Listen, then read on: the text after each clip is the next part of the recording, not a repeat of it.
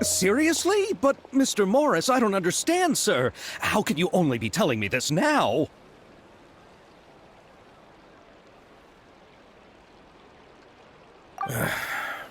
I'm afraid that there's nothing really I can do. I'm really facing a crisis. My hands are tied. But what about my film?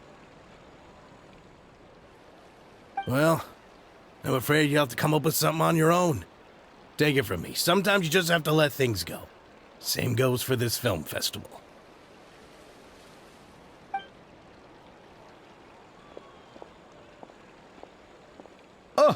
Oh. Hey, isn't that Xavier? So he's back in Fontaine now. Xavier! Oh, why, if it isn't the dear Traveler and Paimon. I really didn't expect to bump into you here at this time. Well, I was doing just fine until I received some terrible news just now. The investor I was working with for my upcoming film has fallen upon some hard times and is no longer able to provide the promised amount of funds. Can't you just find a different investor? Unfortunately, that's not how it works. We had signed an agreement specific to the Fontanalia Film Festival, stipulating that I cannot work with any other investors until the festival is finished. The Fontanalia Film Festival? What's that? Oh, is this your first time participating in Fontaine's Fontanalia Film Festival? Then allow me to fill you in. The Fontanalia Festival was established to commemorate the legendary Loch Knights, who went on a quest to search for the Oceanids and eventually welcomed the Hydro Archonigeria. The holiday is deeply connected to the founding of Fontaine, as well as its unique laws and trials. It's one of the most important festivals for this nation. But what's with that weird expression on your face? It's like you're trying really hard to remember something. I was just trying to recall the exact description from the books, in order to avoid any unnecessary arguments over semantics. I usually try to recite things straight from the source. Well, either way, Paimon thinks she gets it now. It's just like the Windbloom Festival in Mondstadt, and the Lantern Rite in Lille. Yes, those are festivals of a similar variety. Who doesn't like a good festival? And just like those of other nations, Fontaine will hold a plethora of events around this time each year. To commemorate the Loch Knights, people will imitate them by putting on special costumes, raising golden cups, and going door to door asking for pure water. But a few years ago, Lady Farina started to find the whole idea a little drab, and so decided to change the part about pure water to sweets. That really doesn't surprise Paimon at all. The whole thing seems more akin to a carnival now, and it's quite popular among the kids. Every year you can hear a bunch of them saying, "Trial or treat." Oh, that sounds pretty fun. But how does that connect back to the film festival you mentioned? Yes, it appears I've strayed off topic. I just got too excited after seeing you. Let me get back to the point. The Fontanalia Film Festival is an event proposed by the Fontaine Film Association this year. Now that film technology has matured as a medium, it's the perfect time to introduce more people to the art form. During this time, people may submit films to be evaluated, and the entry with the highest score will be given the Farina Award by the association. The what award? The Farina Award. You know, after the Hydro Archon. They coined it while Lady Farina was still in power, but even though things have changed, no one has made any motion to update the name. Perhaps everyone still thinks of it as a pretty appropriate name. Even though she isn't the Hydro Archon any longer, Lady Farina is still Fontaine's superstar. Anyone with eyes can see the way she shines on the stage. Huh. Alright. Guess the name does work pretty well when you put it that way. Oh, but who would have guessed there'd be an issue with the funding? How will I ever explain this to Miss Chiori? Not to say all the other actors who traveled all the way here from Inazuma. Chiori? Sounds familiar. Where have we heard that name before? Yes, that's her. I asked her to oversee the event's art direction, including the design of the actors' costumes and appearances. Oh, Paimon remembers now! Navia said that her clothes were designed by Chiori, and Kirara's outfit too! How to describe her? Well, she tends to be pretty direct and can be very forceful when it comes to dealing with people.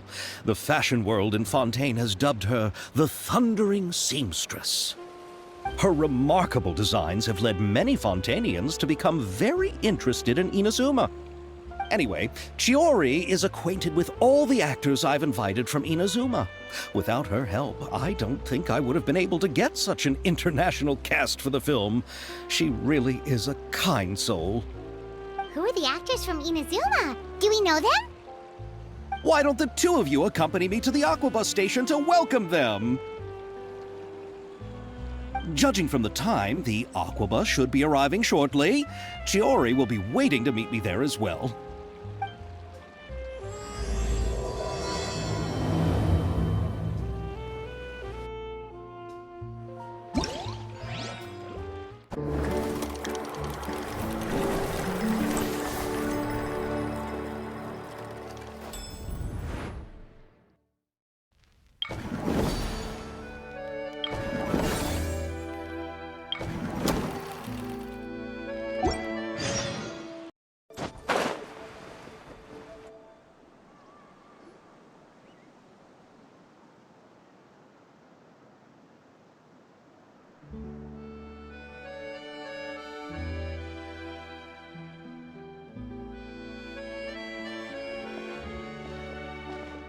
Miss Chiori?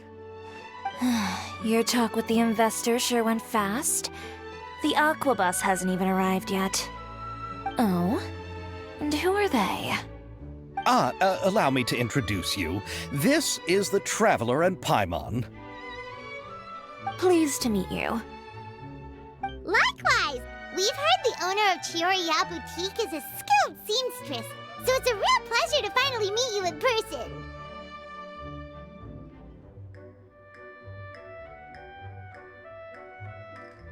Why, thank you. I strove to create an outfit that matched her high social station as the demoiselle. So tell me, what happened? I can tell the conversation didn't go quite as expected. Well, it's like this.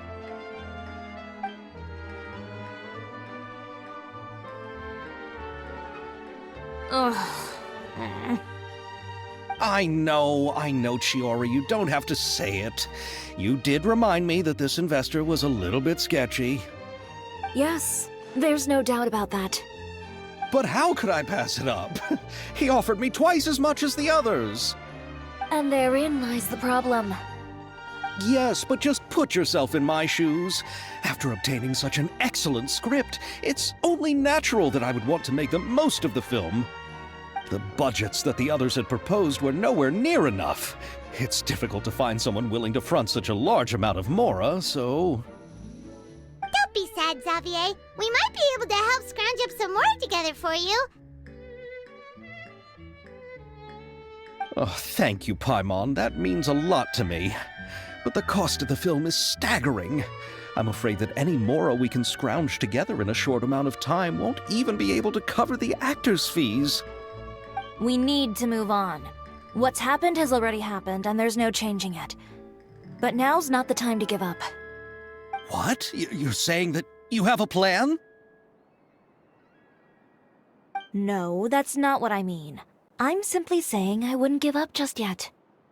The actors I recommended aren't just after Mora after all.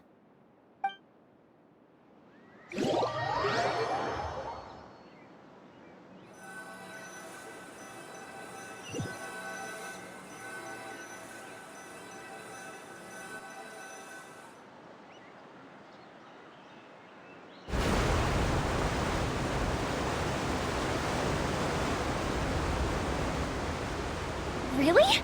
Then where do you live? We Melusines live in Mercy Village.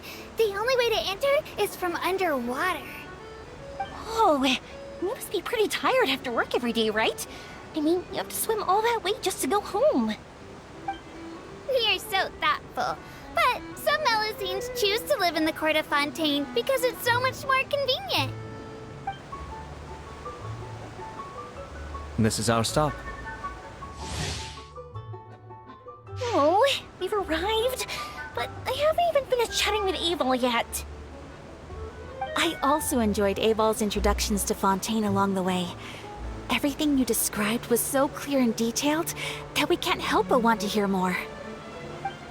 Thank you so much. I'm usually working here on the Sakura bus, so I hope I'll have the chance to see you again. There are still many more places I'd like to introduce to you.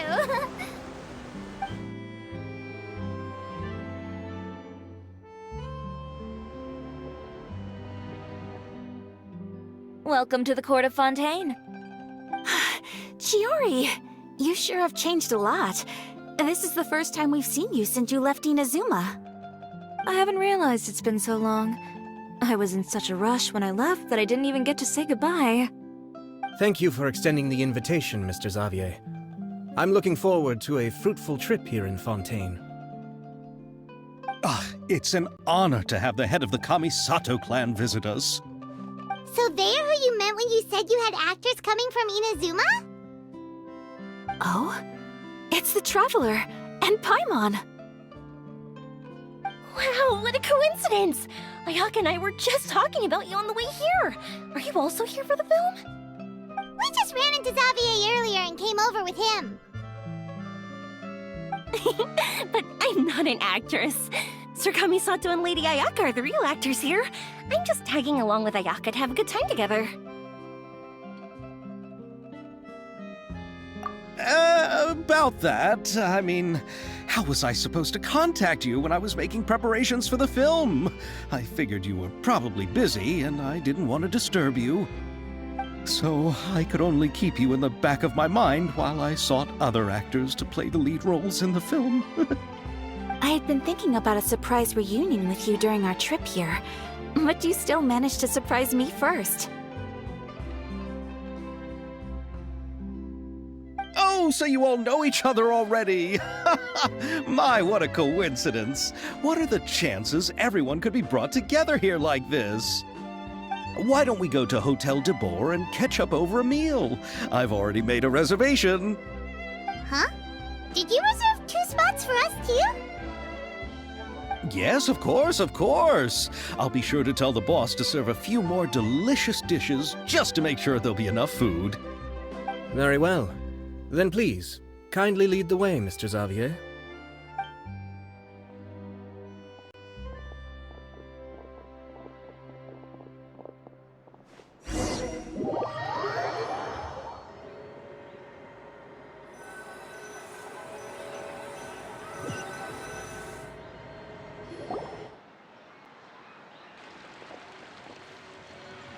Wow, the buildings in Fontaine are so tall.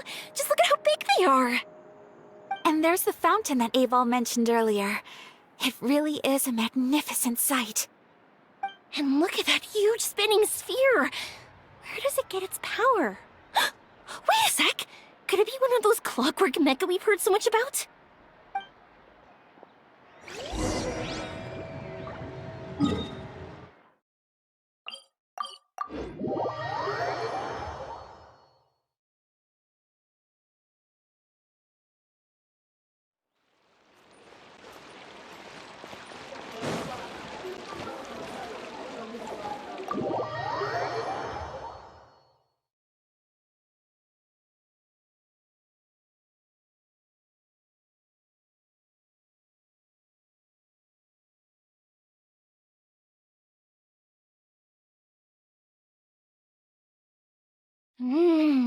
So this is what food from Fontaine is like. It sure is different from what we have in Inazuma. How should I describe it? It seems like you have to go through a lot more steps to make them. And the flavor has many layers too. Ah, yes. When I first went to Inazuma, I actually thought the food there tasted a little too bland. It took some time for me to get used to it. Let's get back to the purpose of this trip for a moment, shall we? How have preparations for the film been coming along, Mr. Xavier? Well, I've already assembled most of the film crew, a lighting specialist, a prop manager, and a costume designer. I've also bought the copyrights from the novel's author. Oh, it's called The Two Musketeers, right? I read the script you sent me on the way here. The story is pretty good. Originally, I was planning to start filming as soon as Sir Kamisato and Lady Ayaka arrived in Fontaine, but I'm afraid I've run into a bit of a problem. Oh? What is it? It has to do with the film's investor, Mr. Morris. He suddenly informed me this morning that he's encountered some financial... It's said that Fontaine's legal system is well developed. If he has violated the contract, then can't you simply take him to court over the matter? Well, I'm still more concerned about filming. Even if I were to take him to court, I'm afraid it would take months before the case could even be heard. Then, is there a way we could raise funds ourselves to solve the problem? I've considered that option too, but unfortunately, it's difficult to gather such a large amount of mora on such short notice. Besides, we have to consider the film festival's submission deadline. Mr. Xavier, if Ayaka and I were willing to perform for free, would that resolve the problem you are currently facing? What? No, out of the question. To have you come all this way just to act for free? Oh, no, that won't do. There's no need to worry, Mr. Xavier. My brother and I had actually intended to work for free after receiving your invitation. Inazuma has only recently reopened its borders, and needs to strengthen its relations and cultural ties with other nations. We didn't have many collaboration projects with Fontaine in the past, so we hoped this trip would serve as a good start for the future. Indeed. You could say that's the real reason why the Yashiro Commission agreed to come to Fontaine. I understand, but having you two act for free just doesn't seem right. Not at all. While we're officially here to conduct a cultural survey of sorts, we must express our sincerity if we want to establish formal cultural ties with your nation. This film will serve as proof of friendly cooperation and cultural exchange between Inazuma and Fontaine. It's my hope that the film can be finished and released as smoothly as possible. If you still don't feel comfortable with this arrangement, I would also be more than happy to be introduced to some other renowned individuals in Fontaine's literary and artistic circles. All right, I'll do as you say. Thank you so much. I'll make sure to cobble together enough mora now, even if it means selling my house, my camera, and every single family heirloom. Come on now, no need to go that far. I'll also help you out as a brand sponsor.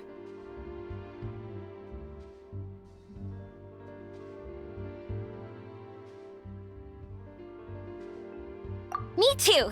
Even though I didn't bring much more to spend on this trip, it's still better than nothing. You are too kind, all of you. I really don't know how to... Ew. Alright, enough about that. Now that we have Xavier's savings, my support, and 2 leads who are willing to act for free, I think we will be able to make this happen. So, instead of mora, you'll help with filming and production. Oh, but how can we help with that? We don't know much about making a film. Alright, pull yourself together, Xavier. Tell us if there are still any open positions left among the crew. All right. Let me think. We still need a camera operator, a clapper loader, and someone to manage logistics. I originally wanted to personally serve as director, but I've been too busy working as the producer. So the positions of director and director's assistant will also need to be filled. Paimon knows what the director and the logistics support person do, but what's a clapper loader? The clapper loader is responsible for using the clapper board to record and organize the information of each shot when the camera operator begins shooting. The work requires both patience and careful attention to detail. A clapperboard? Oh, you mean the thing they hold that goes clap whenever they start filming? Yes, that's right. Are you interested in that job? For sure! Paimon's always wanted to try that! All right, then you'll be our clapper loader. I can find someone from the store to help with logistics. What do you think, Xavier? Oh, fine by me. As for our camera operator, I was thinking of letting the Traveler take the role. Oh, she's great when it comes to using a camera! Paimon can't even count how many things we've taken photos of during our journey! Yes, that's also what I was thinking. I noticed the Traveler had an eye for photography and composition when we worked together previously. I'm sure that's due to the traveler's journey across Devat and all the places they've seen. After so many adventures, using a camera must be second nature by now. What do you say, Traveler? Are you interested in the job?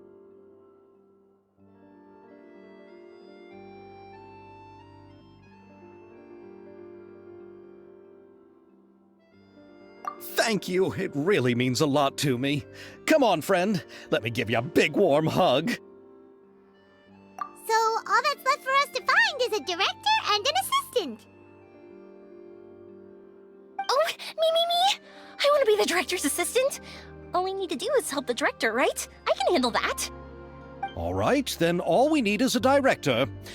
Oh, all the well-known directors in Fontaine are probably also busy working on their own films these days. I'm not sure who will have time to help.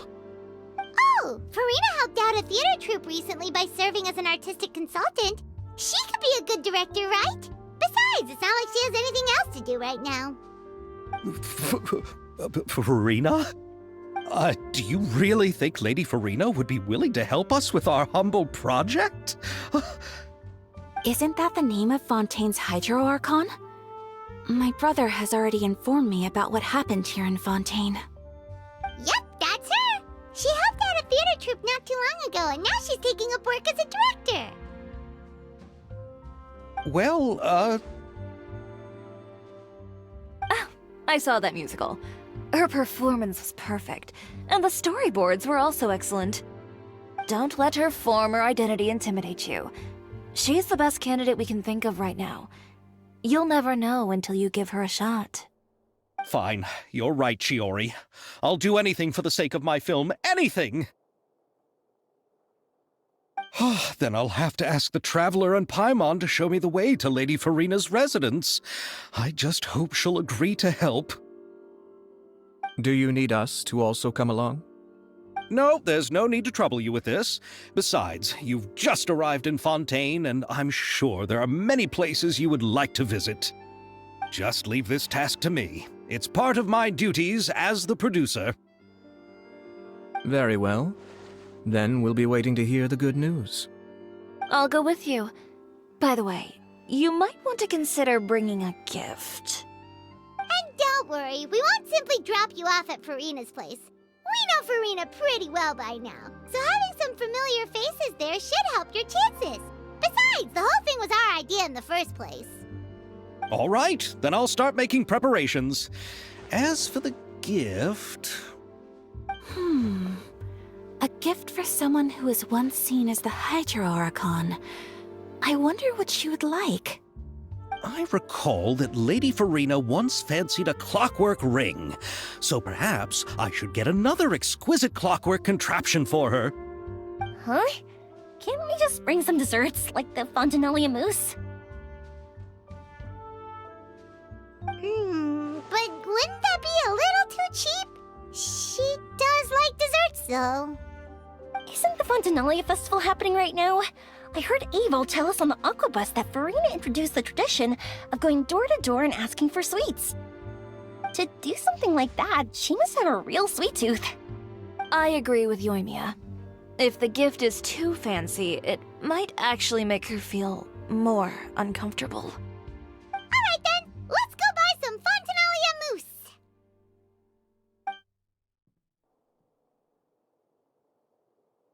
But will that really be enough? We'll be asking her to do a lot of work, you know. You're right. We need to further sweeten the deal. Huh? You want something even sweeter than Fontinalia mousse? Yes, we'll need a gift that's sweeter than any dessert in the world. But what could that be? Your words of praise.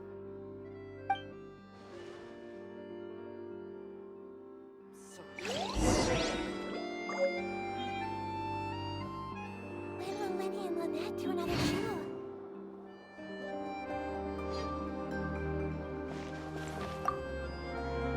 You go ahead. No need to worry about us. Oh, I hope Farina will like the gifts we prepared. Oh, and if you still think we should get something else for her, just let me know. I should be able to make some fireworks.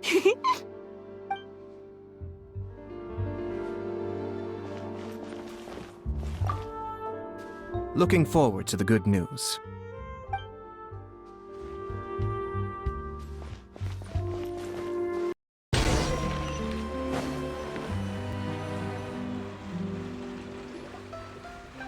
We're here! This is where Farina lives.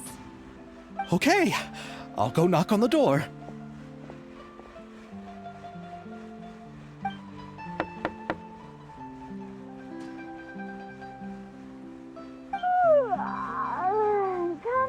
Coming. Ugh, seriously, who's knocking before afternoon tea? Huh? Who are you?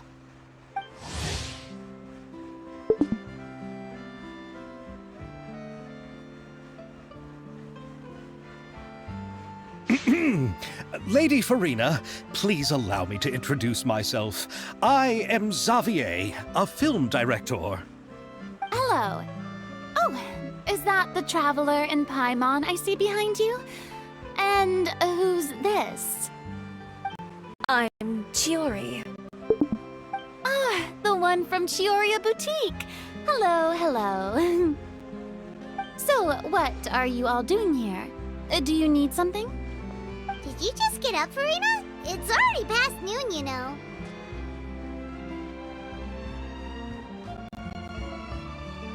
Huh? Oh, Paimon means the weather is so nice in the afternoon and the sun is so warm. Just like how you make us feel. Sleeping in late is a really smart idea. No. I was just up late last night reading some novels. What does sleeping in have to do with the weather? This is a small gift we've prepared for you, Lady Farina. We hope you like it. No need to be so formal. I'm just a regular person like everyone else now. Oh, is this Fontinalia mousse? It's one of my favorites. That's great! So, actually, there's something we need your help with.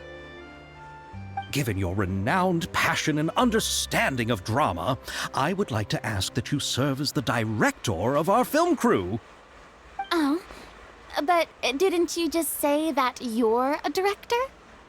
Yes, but for this particular project, I'm mainly working as a producer.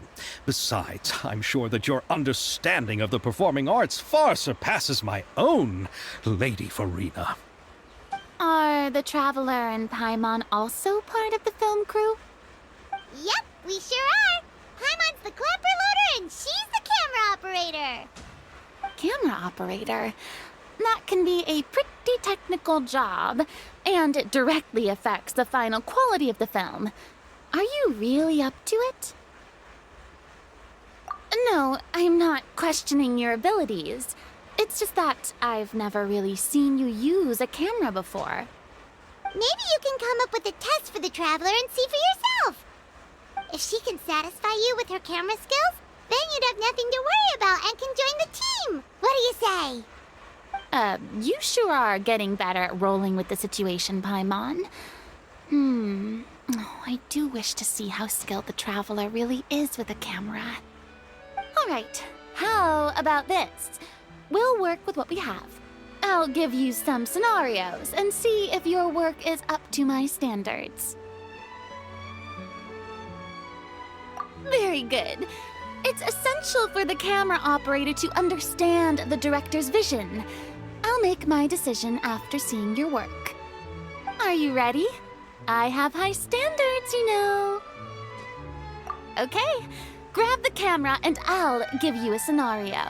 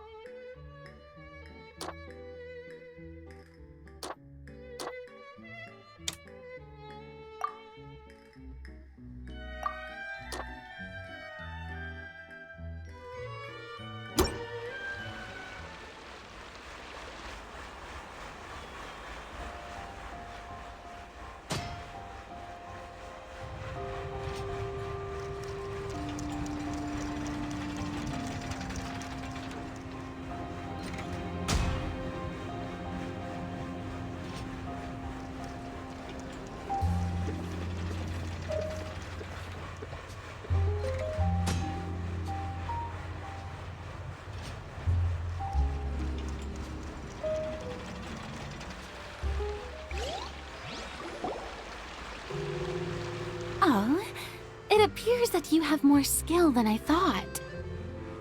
All the shots had a great composition, and I could really feel a connection to the characters and their lines. Yeah! Does that mean you agree to be our director, Farina? Did you think I would agree just like that? After our performance of The Little Oceanid, I've begun to make a name for myself again, you know. In fact, I've already had several troops approach me for the Fontanalia Film Festival. Unfortunately, the scripts were all pretty boring and didn't pique my interest. If others were to find out I agreed to work with you so easily, then, well... Hey, but didn't we have a deal? What else do we need to do to convince you, Farina? Well, what about the pay? Huh? You know, how much you're willing to pay me to be the director? The pay is also an important factor for me to consider, you know. Well, I can offer you this much? What? That's all? If Nervulat were to hear of this, he could charge you with underpaying your labor. I'm sorry, but our crew is in a tight financial spot at the moment. I see. Well, even though it's highly unlikely now that I'll join your crew, there's still something I'd like to ask. Exactly what film are you planning to make? Oh, our script is an adaptation of The Two Musketeers. Huh? Wait, you mean the suspense thriller novel that was a #1 bestseller? Oh, so Farina's read it too. Of course I read it. I've always had a keen interest in artistic works that strike a chord with the populace. I see. It all makes sense now. You must have used most of the budget to pay for the copyright. Not really. The novel's author transferred the copyright to me practically for free once he heard that I wanted to make a film adaptation of the story. The lack of budget is due to another issue. He probably just wants to get his name out there. so Mora isn't the most important thing to him right now. It reminds me of a delivery courier who wears one of my designs while traveling all across Teyvat. I didn't charge her much for the outfit either. The exposure she provides for my brand is well worth it. So, are you a big fan of this story, Farina? Well, it's alright. The pacing of the story is good, but the character relationships could use some work. When I was reading it before, I always felt like some things were left on a rather unsatisfactory note. I have high standards, you know. Ahem, Mr. Xavier, if, hypothetically speaking, I agree to be the director, how much freedom would I have in terms of script revisions and creative interpretation? Oh, as much freedom as you would need. I wouldn't dare doubt the tastes of Fontaine's greatest star. Good. Then I'm free to alter the script as I see fit. Absolutely, no problem.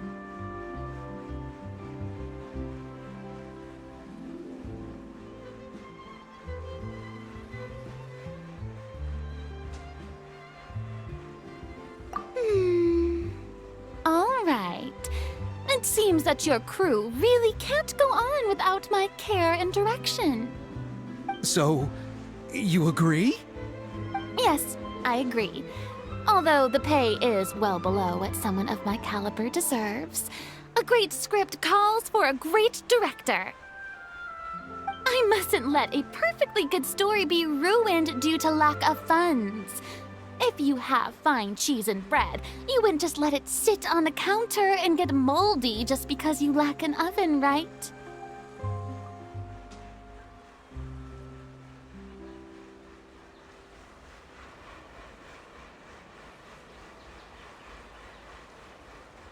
Oh, Hydro Archon, There's no more Hydro Archon, you know.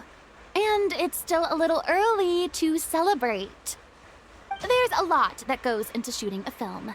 Although the trickiest tasks of finalizing the script and casting the actors have already been taken care of, we'll still need to reserve filming locations. Not to say set up lighting and props.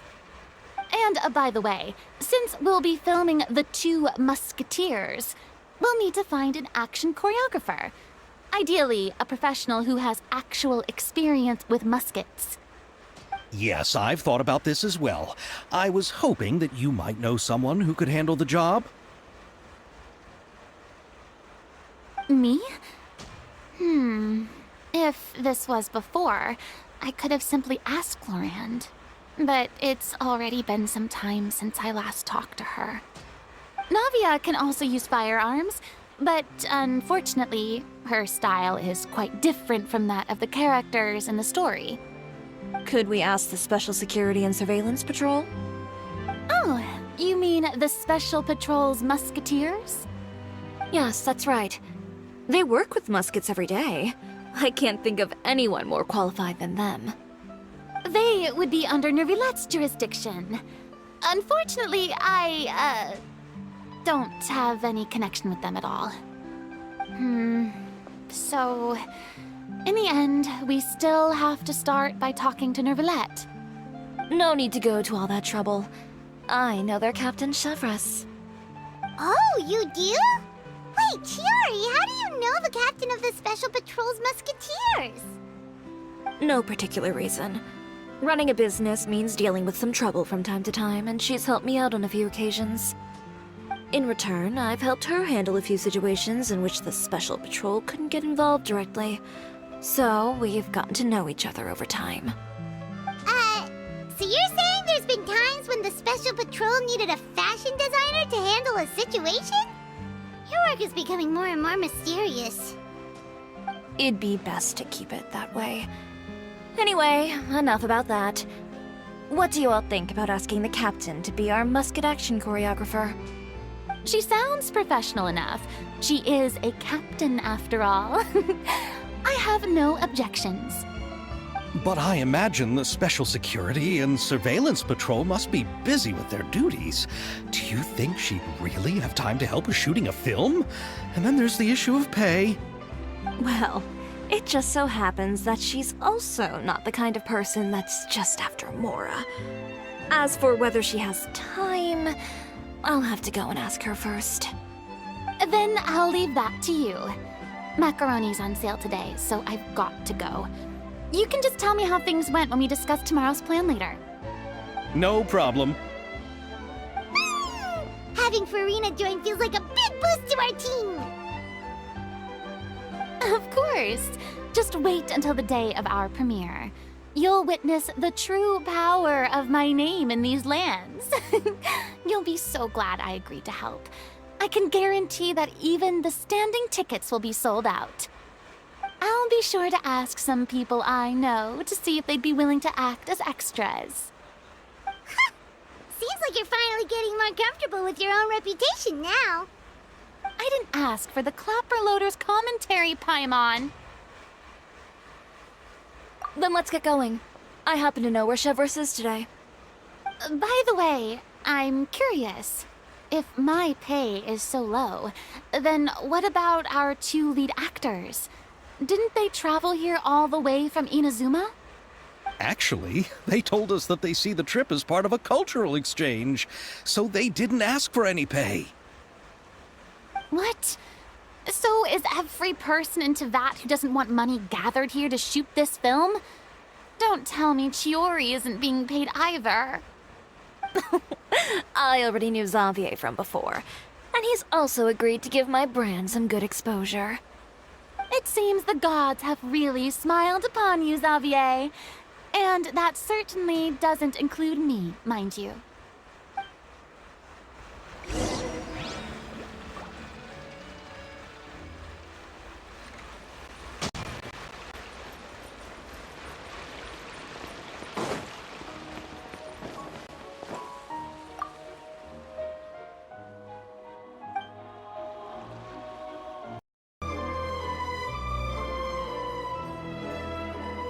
All right, this is the place. But where's the captain? There's hardly anyone around here. She's over there. The one with an eye patch reading in front of the newsstand. Oh, her! Paimon could tell there was something different about her. She seems kinda intimidating. Please wait here for a moment. I'll go fetch her. She's working now, so you might not want to get in her way. Working? But isn't she just standing there and reading a novel? Just trust me.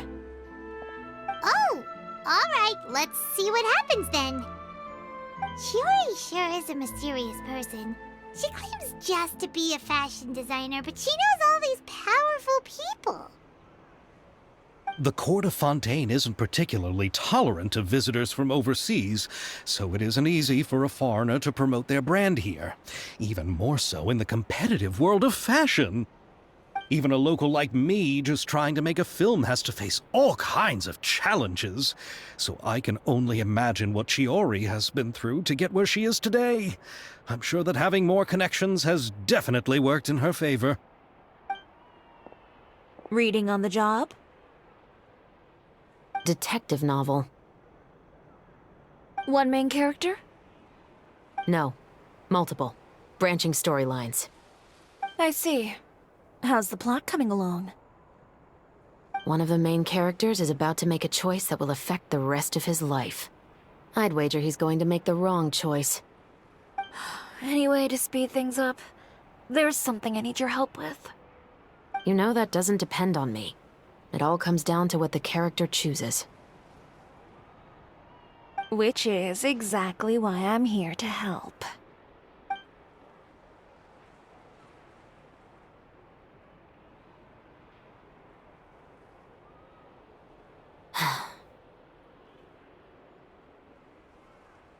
All right. It appears he made the wrong choice in the end. Halt! Huh? What's going on? Hands Hand over whatever you're holding. Oh, it's just a book. I didn't buy anything else. Then I'm sure you wouldn't mind letting me have a look. Excuse me, officer. I don't mind you standing around here, not purchasing anything, but I'd prefer if you didn't disturb my customers. It's bad for business, you know. Don't give me that act. You won't be able to get off so easily either. I am Chevras, captain of Fontaine's Special Security and Surveillance Patrol. I will say this one last time. Hand over whatever you're holding at once. And before you do anything unwise, let me remind you that I'll have you on the ground before you can even think about making a run for it. All right.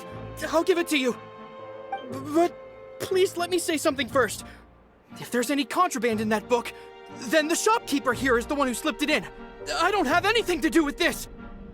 Why, you trying to leave me on the hook, huh? You were the one who said you wanted it. Save it for the interrogation room. Take them away, Letelier.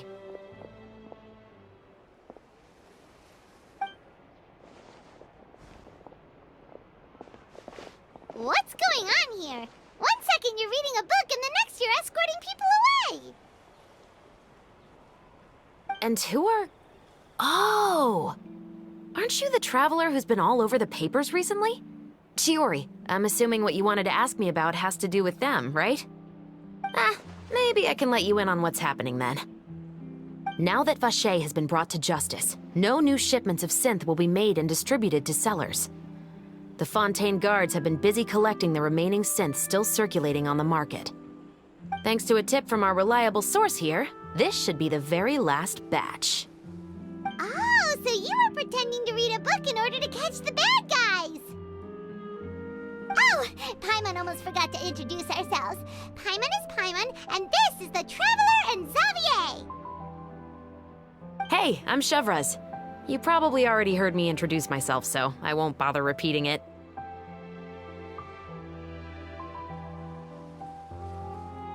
Yeah, why didn't you make a move as soon as you had the chance?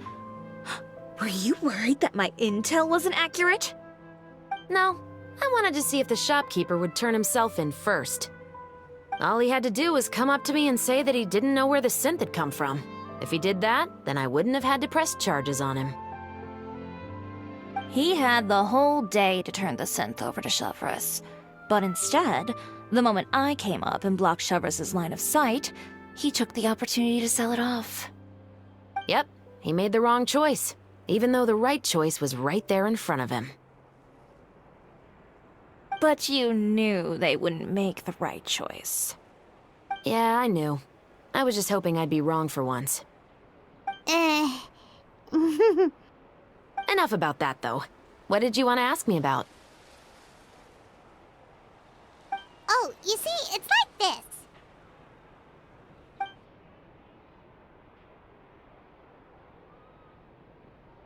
The Two Musketeers. You certainly have a good eye for a story. So what do you need me to do? Just be the action choreographer for the actors? Yes, that's right. I want to make sure we get all the details right. I want the actor's posture and understanding of firearms to be as realistic as possible. However, I'm afraid this work will require a bit of your time, since you'll have to be present whenever we're filming. Also, as for the pay... No need to say any more. I'll join. Huh? Just like that?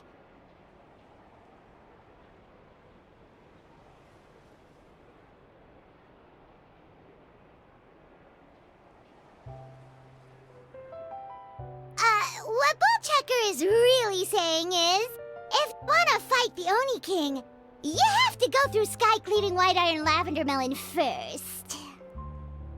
Really? You're willing to help us with our humble film project? Sure, it's no big deal. As I said, we've wrapped up our investigation here, so I don't have any other tasks on my plate for the moment. Besides, I personally really like this novel. I even have the collector's edition at home. Stories where justice prevails over evil never get old for me. Then we've got a deal? Yes, I'll see you on set tomorrow. Oh my! I can hardly believe it! I should tell Lady Farina immediately. Oh, and I must tell the prop manager and lighting technician to get everything ready. We start filming tomorrow! Calm down, Xavier. The film is going to take more than just a day to finish. Still, I should also head back now and start preparing the actors' costumes and makeup. Alright, guess that's it for today then. Traveler, Paimon, please stay for a moment. I have something to tell you. Then I'll take Xavier back. Poor thing.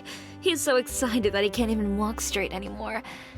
I don't want to spend our first day fishing our producer out of the fountain. He'd better.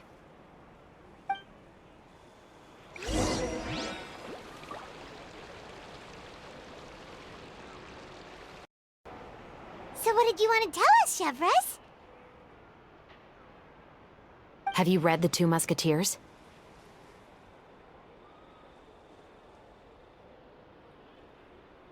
The story is about a pair of children born into the household of a baron, and their struggle to survive together and take revenge for their mother.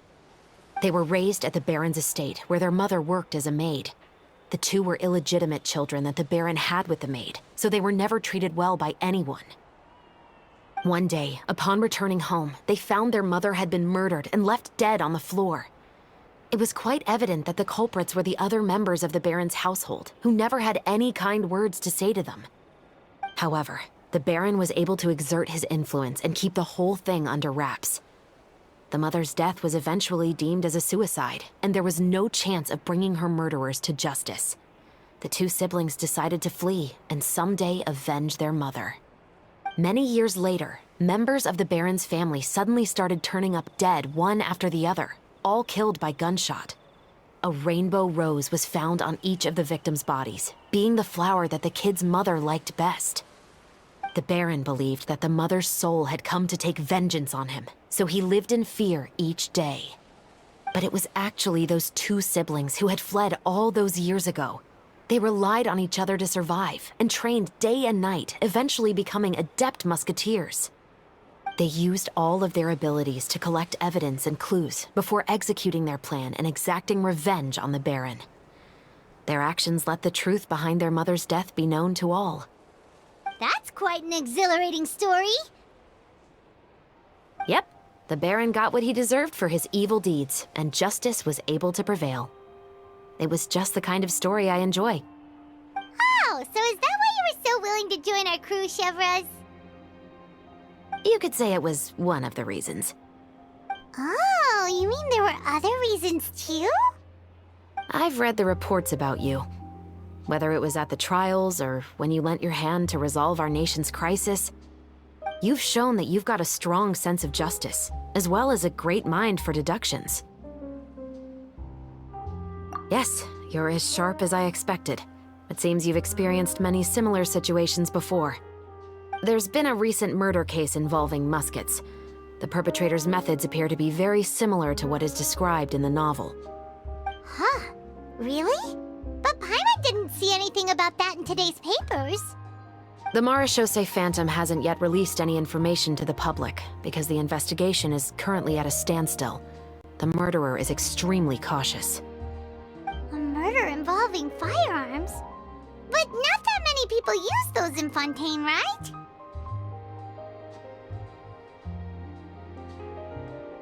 Impossible. We perform a routine inspection of our firearms and ammo reserves every day. If one of the weapons had been fired, it would stick out like a sore thumb. Besides, I trust the members of my platoon. However... Well, that's all I can disclose about the case today. Huh? What do you mean? I hope you all can go back and get some shut-eye. You can decide tomorrow whether or not you'd like to join the investigation with me. I'm aware this might not be the ideal time to add more to your plate, but the more capable people we have, the better the chances that justice will prevail.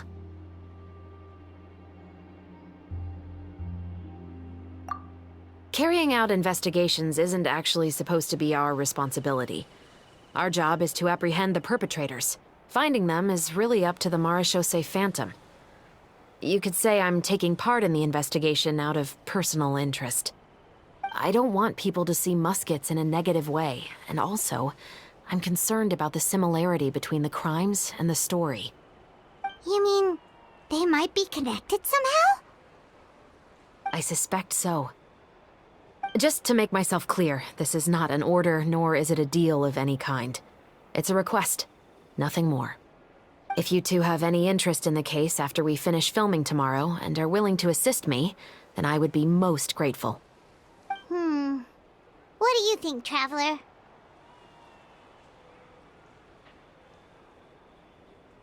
Yeah, you're right.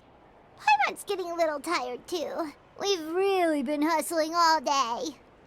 You'd better head back and get some rest. It's good to keep a calm mind, especially when you're about to make an important decision. Otherwise, when the moment comes, you might end up like that shopkeeper and not even realize that the right choice is right there in front of you.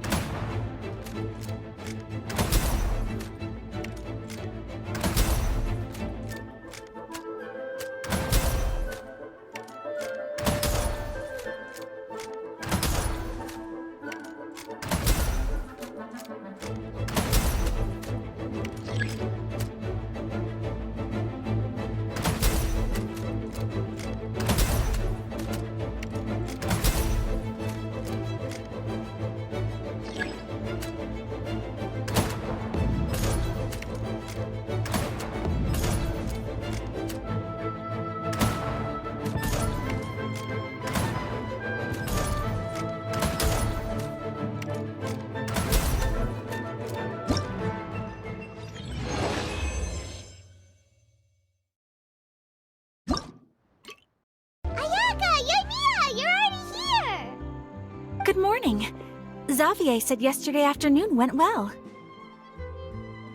Yeah, and how about you, Ayaka? What were you up to yesterday?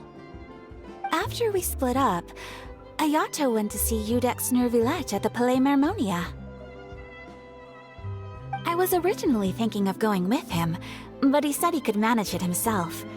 He told me to go see the sights around Fontaine and to enjoy the local culture. So I rode the aquabus with Yoimiya and visited the opera house on Aranias Island. Yeah, you wouldn't believe what we saw there! 2 mechanical puppets that were dancing together! You've already seen them, right?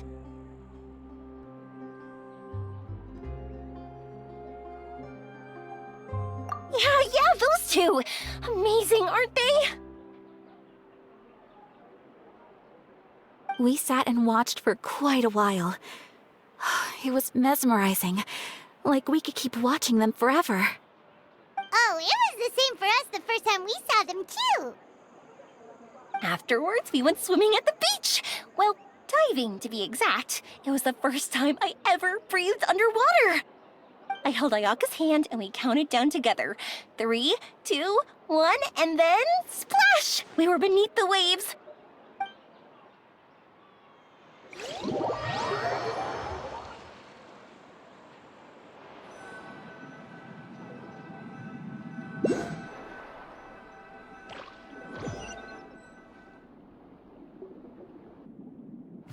At first, I didn't dare to open my mouth. But once I couldn't hold my breath any longer, I decided to take a big breath in. Turns out, the water wasn't as salty as I imagined. It didn't really taste like anything at all. Before I knew it, I was breathing like normal down there. It was an amazing feeling. Ayaka said I was too nervous and needed to loosen my grip. She got used to everything way faster than I did. I knew that the Traveler could do it, so I had no doubt we could do it too. That helped me feel at ease as soon as we dove in. The underwater world in Fontaine truly is beautiful. I love seeing the romaritime flowers blossoming underwater, like little candles lighting up the streets at night. Yeah, and there were so many creatures that we've never seen in Inazuma. Like those fish that shimmer like a sword blade. Whoosh! Oh, and those big fish that call when they see people. Ooh. Oh, you mean Hunter's Rays and Blubber Beasts. I just love the name Blubber Beast. Just wait till Pops and the others hear about this. They probably won't believe a word I say.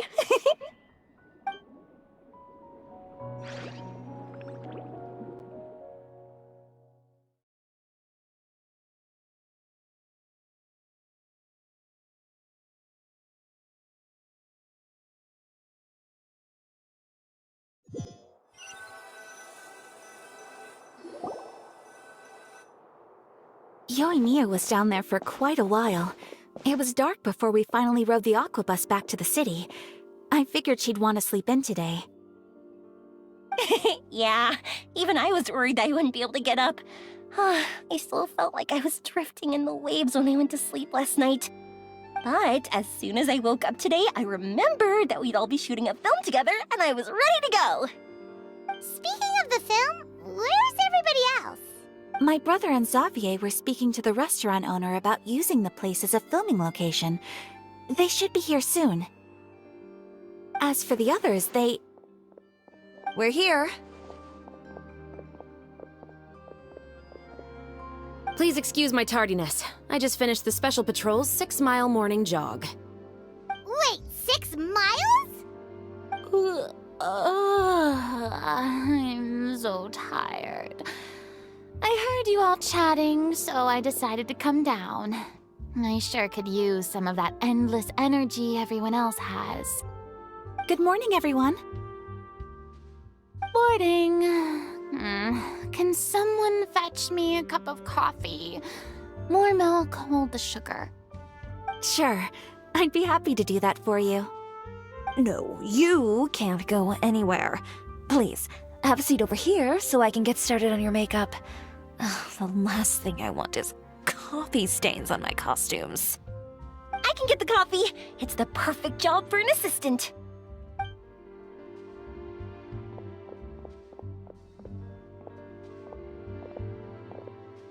So much energy.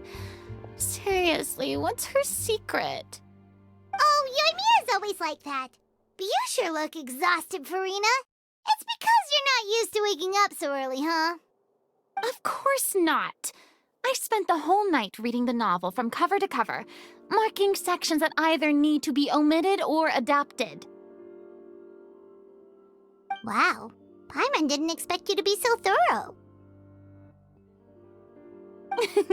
Well, I was the biggest star in all of Fontaine after all. It takes more than just a pretty face to earn a reputation like that. I know how to get serious when the situation calls for it. I went all out when I was acting as an Archon, so why wouldn't I do the same for my own life? Here's your coffee, Director Farina.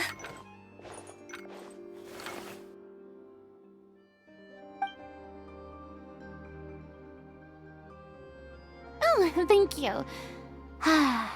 The sound of being called director and the aroma of coffee feels almost as refreshing as hearing the birds chirping in the morning. Ah, it seems everyone has managed to arrive on time. We've reached an agreement with the restaurant owner. We are free to use the second floor to shoot our film. Really? That's great! He is really looking forward to our film, and hopes that providing his restaurant as a filming location will attract more customers. Well then, Mr. Xavier, I'll leave the rest to you. Okay, thanks. First, I'd like to introduce our new members. This is our prop manager, Veronique. She'll be in charge of all the film's props and items. And this is Bonneau, our lighting technician. He'll be in charge of lighting and illumination to set up each scene's atmosphere. Wow. Sure feels like we have some real professionals joining the crew now. First of all, please allow me to first express my sincerest gratitude to everyone in the crew. When my investor informed me yesterday that he wouldn't be able to provide the funds, I really thought that this was the nail in the coffin for this film. I had no idea that I'd find so many people willing to help me on such short notice. Thank you. Thank you all from the bottom of my heart. No need to be so cordial, Mr. Xavier. We're all honored to be a part of this. Your works made a profound impression on me when I saw them back in Inazuma. I am sure that someday, this film will be remembered as a prime example of cultural exchange between Fontaine and Inazuma. Yes, the story is the reason I agreed to join. I can't bear to even imagine what this film would look like without the very best director. Anyway, I would like to make a promise to everyone that as the producer of this film, I'll do whatever I can to ensure that everything goes as smoothly as possible. This is not just my film. It also embodies the thoughts and feelings of every person here, as well as the endless effort we are about to pour into it. So, without further ado, the Two Musketeers will officially begin filming now! You may take it from here, Director Farina. All right, listen up, everyone.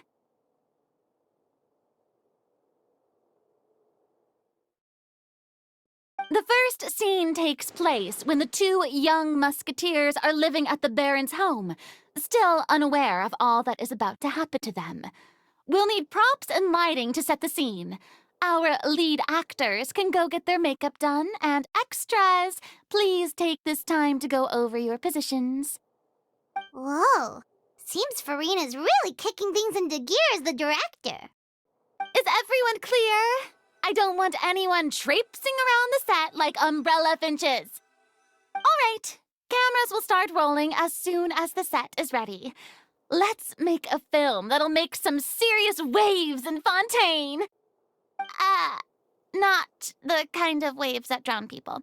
I mean, the good kind of waves. Seems like she's still a bit traumatized by that. Anyway, let's go see if there's anything we can do to help.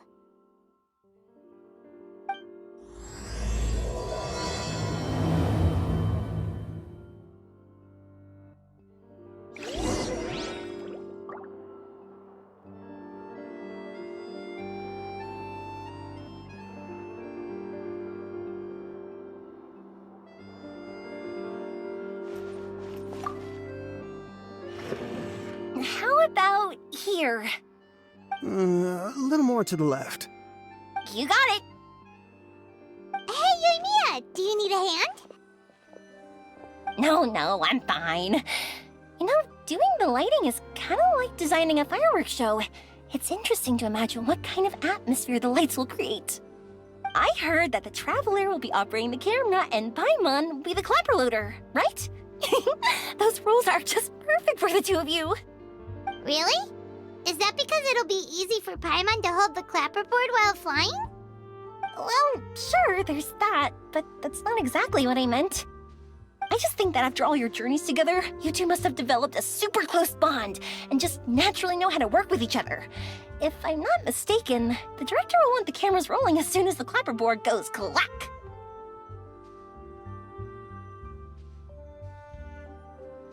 Oh, I see! It's amazing to see the magic behind filmmaking. Yoimiya, we need lights over there, too. Oh, on it! I've got to get back to work. Chat with you later. Oh, it's exciting to see so many people working together to bring the film to life.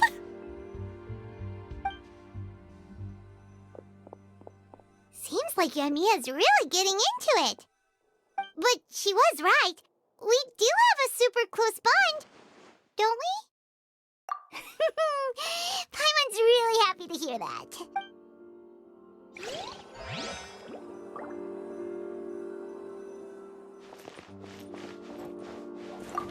I don't need any help here.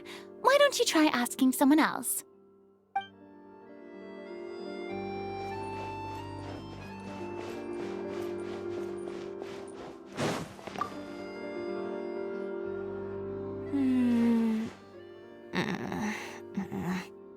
Ayaka has mentioned you to me before. She said that you two were great friends when you were kids. No talking. I'm thinking about how to do your eyeshadow. Ah, yes. To help me really look the part. To achieve a more young and naive look for this scene. Are you saying the wrinkles around my eyes are too deep?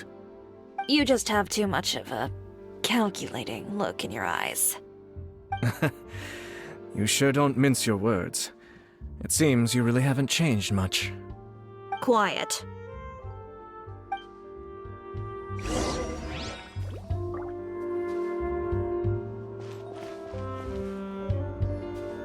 So, this is a real musket?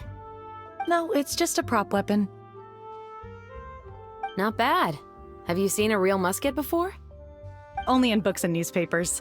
I made this one based on the relative shape and proportions I saw in reference images. When we're filming, some special gunpowder will be applied around the muzzle, which will help create the flash and smoke effects of a real gun being fired.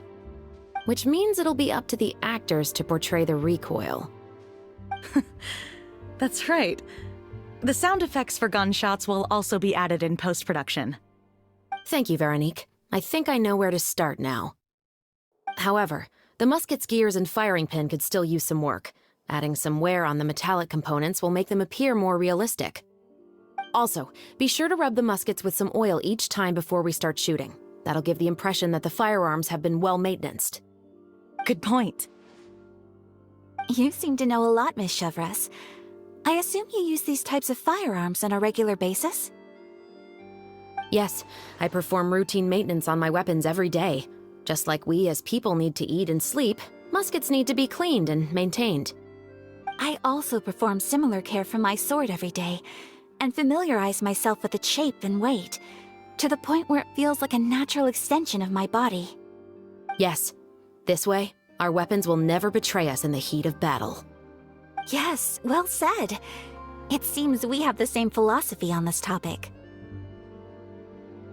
Oh, sounds like they found a common interest to talk about.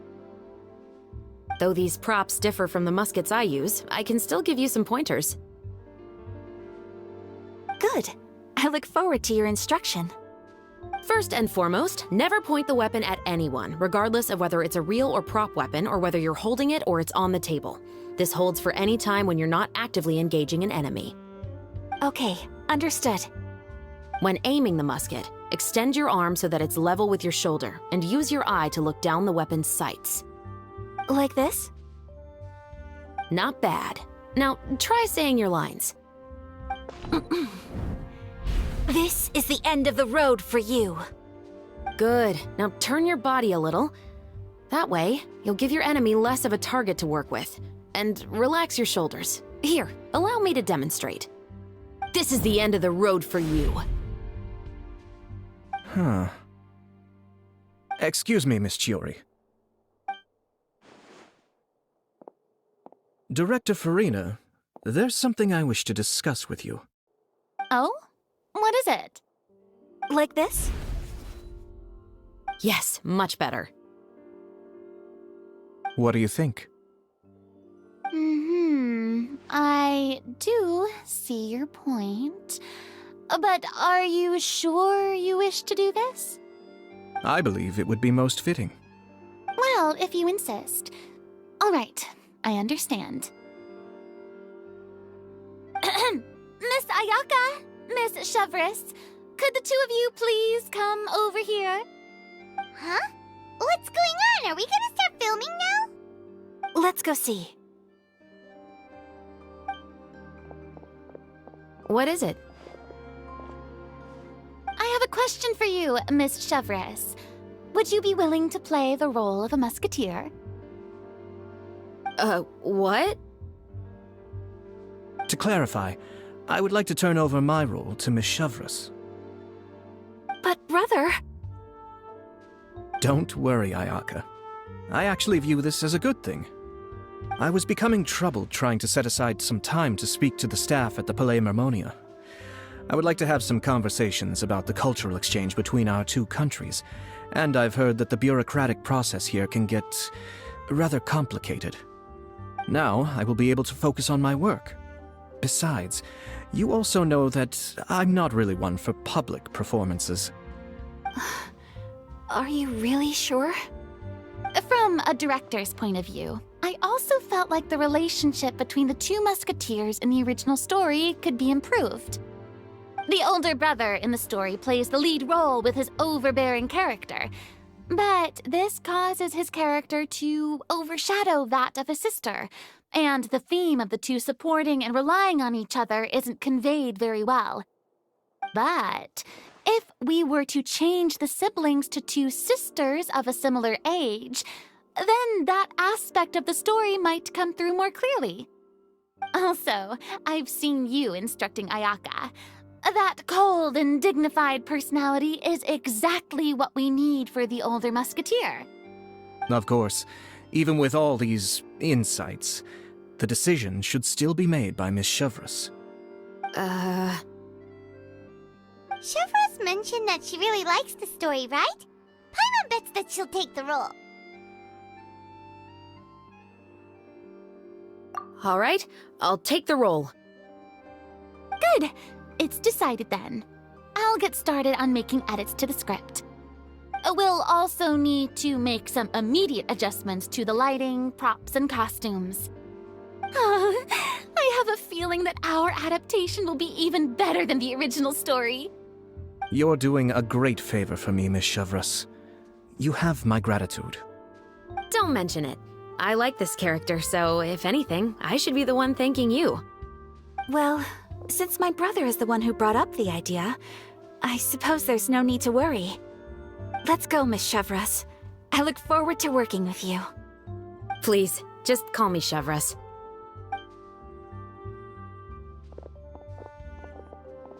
Seems like you're really going out of your way to solve the problem I was having with your makeup.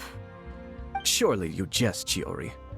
I assure you that I was mostly motivated by a desire to spend more time on formal business. Oh, come on. You really think I'd buy that? According to what I've heard from Ayaka, her brother is someone who can juggle 10 different matters at the same time. I'm sure you have other reasons for backing out. Perhaps. Ayaka always said she wanted to go out and see more of the world, just like the Traveler. But I feel that she needs not only to see other nations, but also to make some different kinds of friends. I think it would be harder for her to make new connections with me constantly by her side. I would like to give her some space. All right, go on. Spoil her some more. Ayato, it's too bad you're stepping down from the role. Paimon really wanted to see you act as a musketeer.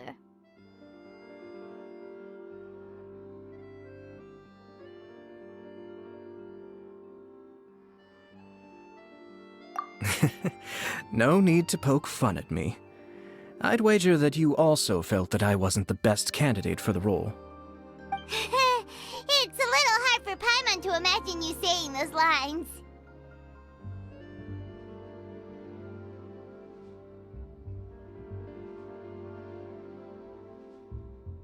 Yes, I've made an appointment to meet some people from the Palais Mermonia. Now, I will have some more time to prepare. Traveler, get the camera ready. Paimon, get the clapperboard. Actors, to your positions.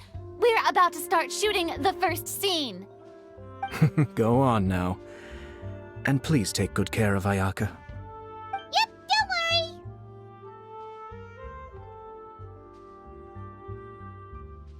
Thank you. I look forward to seeing the film when it's finished.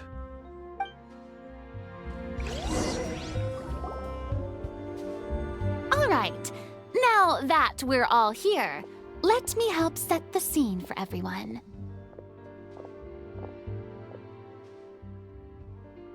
The first scene takes place when our two main characters are still living at the Baron's estate. They've been ostracized and verbally abused by others in the household, but they still have no idea why. We want to capture how naive and innocent they are, despite their pain. Chevris will be playing the role of the older sister, Tulip, and Ayaka will be the younger sister, Iris. Be sure to get close-ups of the main characters at the right moment. Silence on the set! Lights! Camera! Action! Let's go! Tulip, Mother's been out for quite a while now. Perhaps she went to pick some flowers on the way home. You know how she loves flowers. Iris, Tulip! I'm home!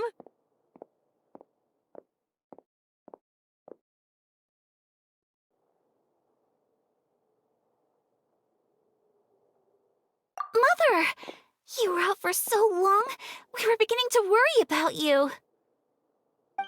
I'm sorry, but I'm back now, safe and sound. Here, I brought your favorite treat, apple turnovers. Mother, what are those bruises on your hand?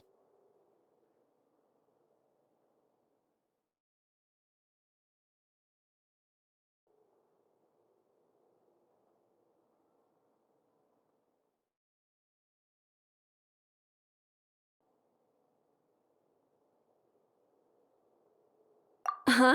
What bruises? Oh, I must have bumped into something while I was working yesterday.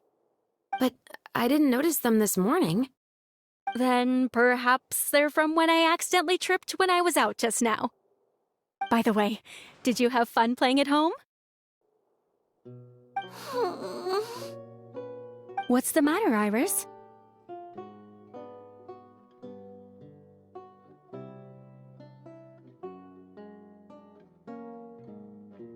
Well, we've realized that no one really wants to play with us. They even took Iris's doll and spat at us.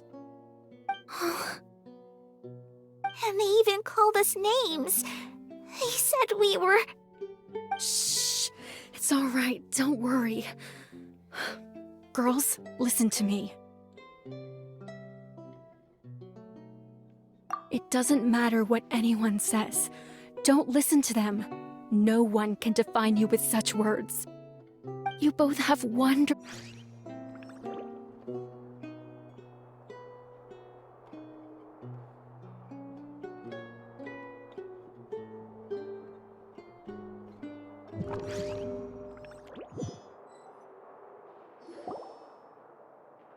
All right, now that we're all here, let me help set the scene for everyone.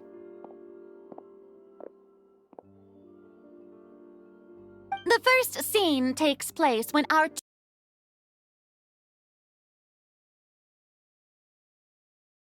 two main characters are still living at the Baron's.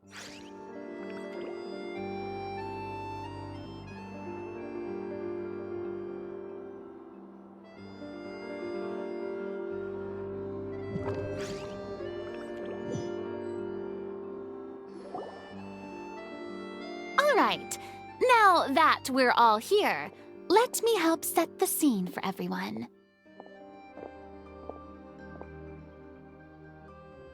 The first scene takes place when our two main characters are still living at the Baron's estate. They've been ostracized and verbally abused by others in the household, but they still have no idea why. We want to capture how naive and innocent they are, despite their pain. Chevris will be playing the role of the older sister, Tulip, and Ayaka will be the younger sister, Iris. Be sure to get close-ups of the main characters at the right moment. Silence on the set! Lights! Camera! Action! Let's go! Tulip, Mother's been out for quite a while now. Perhaps she went to pick some flowers on the way home. You know how she loves flowers. Iris, Tulip! I'm home! Mother! You were out for so long, we were beginning to worry about you. I'm sorry, but I'm back now, safe and sound. Here, I brought your favorite treat, apple turnovers. Mother, what are those bruises on your hand?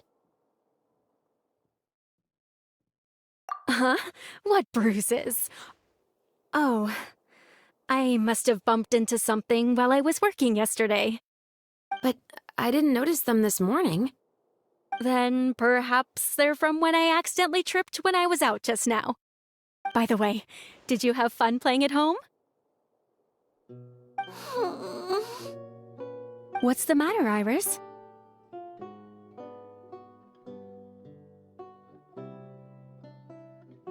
Well, we've realized that no one really wants to play with us.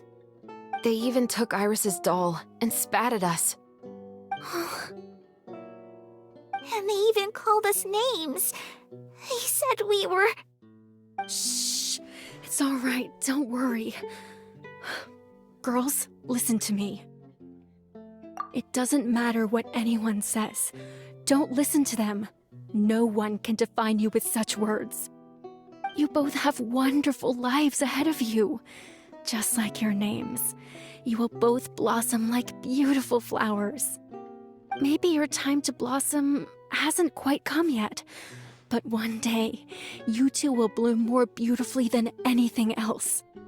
Don't let the soil you're in now ruin your future beauty. Understand? My dear daughters.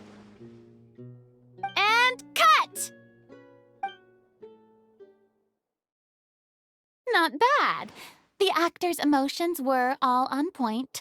Let's keep that take.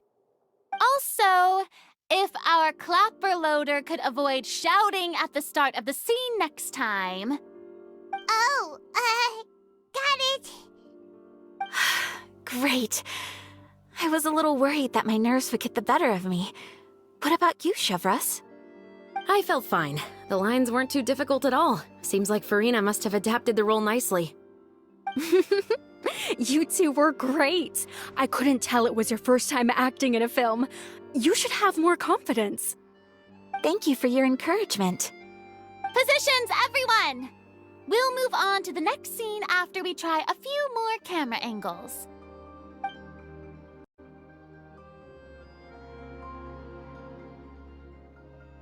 This scene is when our two characters return home, only to discover their mother has been murdered. Ready? Lights! Camera! Action! Mother, we're back. Mother?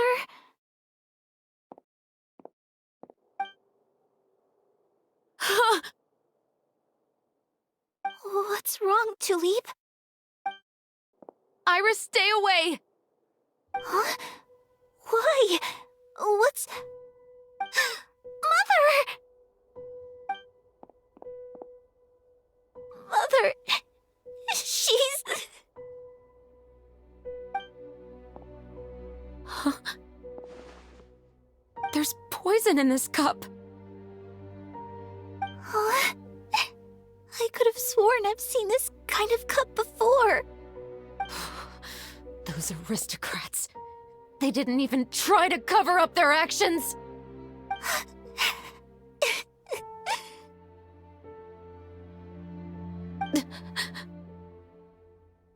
Iris, we need to leave this place. Leave? But now that Mother is gone, where can we even go? Anywhere. All I know is that we can't stay in this house. But are we just going to let them get away with this? We'll have our revenge, I promise you. Just not right now.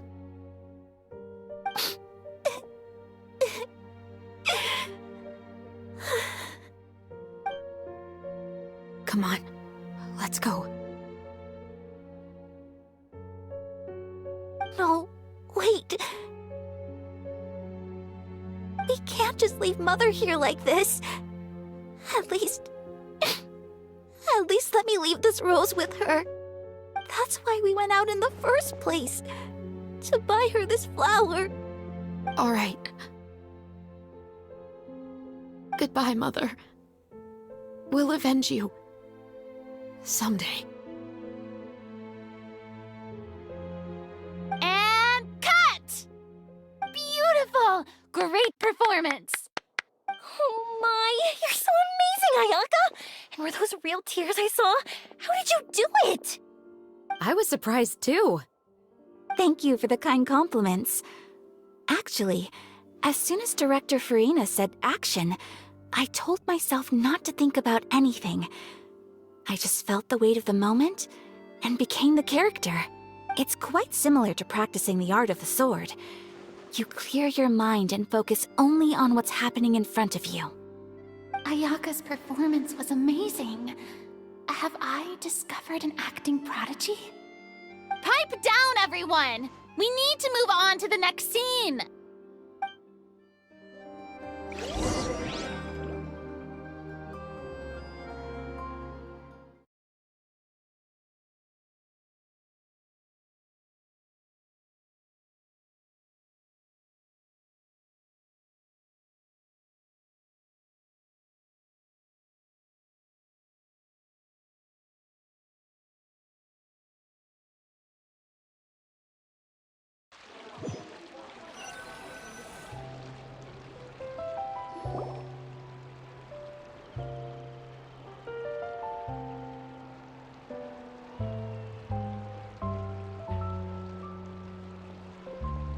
Huh? Are we done already? But Paimon wants to keep playing with the clapperboard. How do you feel, Traveler? Is your arm sore from holding the camera all day? Good work, you two. You too, Shivers. You were quite the actress today. I've read this novel many times before. I have a good grasp of my character's mindset. Anyway, do you remember my request from yesterday? Oh, right! We were having so much fun that Paimon nearly forgot! You have a case where the murders seem really similar to the cases in the novel, right? So, how are they similar exactly? In the story, the main characters grow up to become two musketeers, always using their guns to carry out their revenge. And on each of the victims, they place a rainbow rose as a signal that they've returned. Yes, that's correct. We found rainbow roses just like in the novel. Seems like you're connecting the dots now. Oh, that does sound pretty concerning. Especially after seeing the script today. Ooh, now Paimon can't stop wondering what kind of ulterior motive the murderer might have. What do you think, Traveler? You're smart. Paimon wants to hear your thoughts.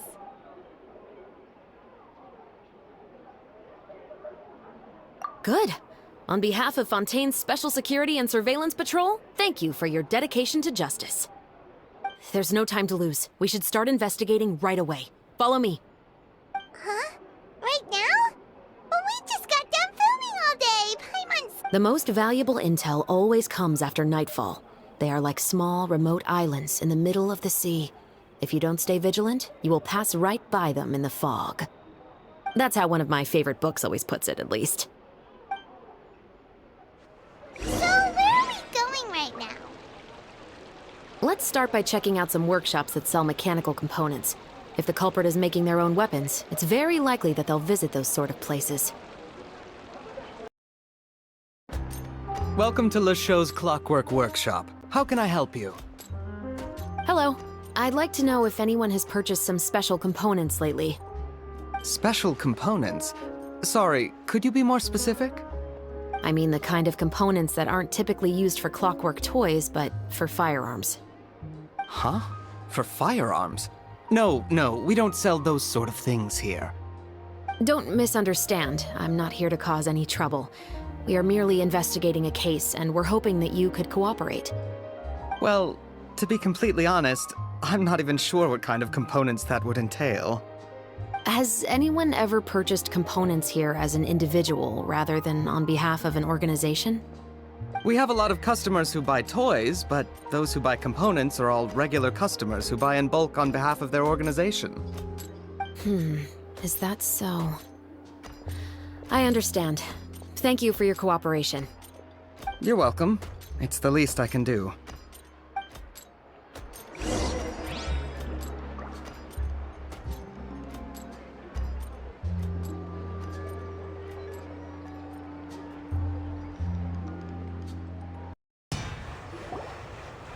Oh, hey, Chevris. Run out of oil for your musket again? Hello, Estelle. I want to know if anyone has come to your shop recently to order some firearm components. Oh, is this another case? Let me think. I don't think so.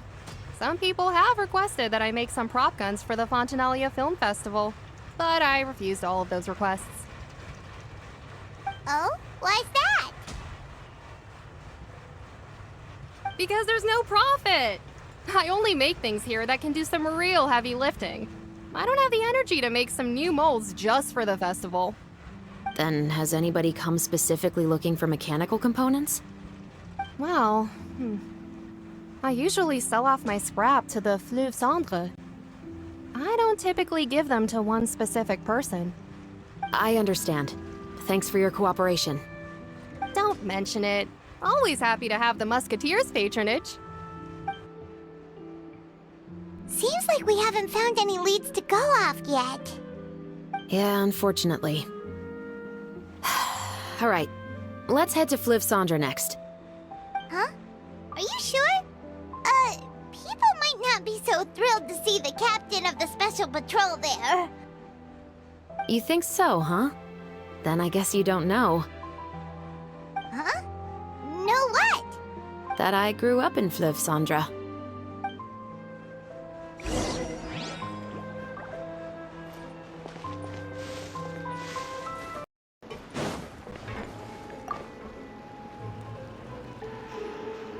Hello, I'd like to ask some questions.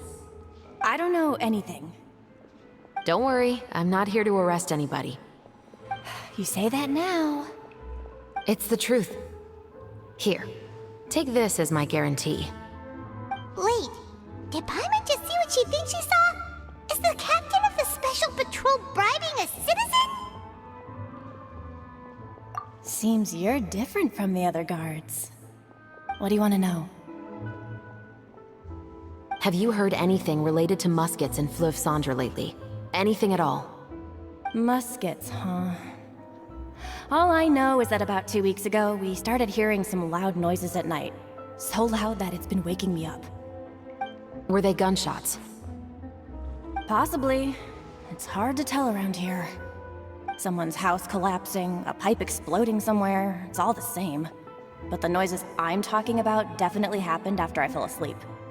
Do you know where the noises were coming from? I don't remember clearly.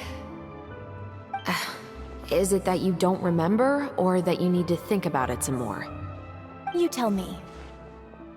Then please, think about it some more. She's giving her even more Mora! The noises came from the end of the Southern Waterway. I came out and had a look for myself when I wasn't sleeping well, but I didn't dare get too close. That's all I know. All right, I'll take your word for it. Thanks for the pâte de fruits.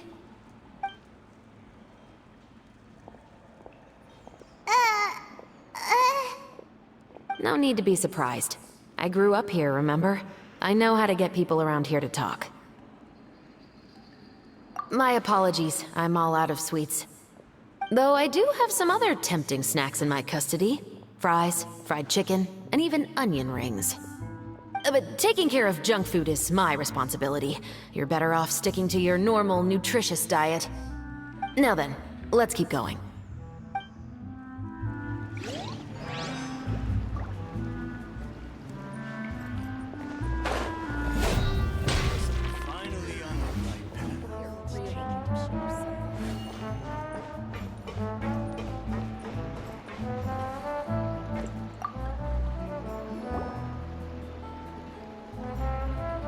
It's been a while, Tetro.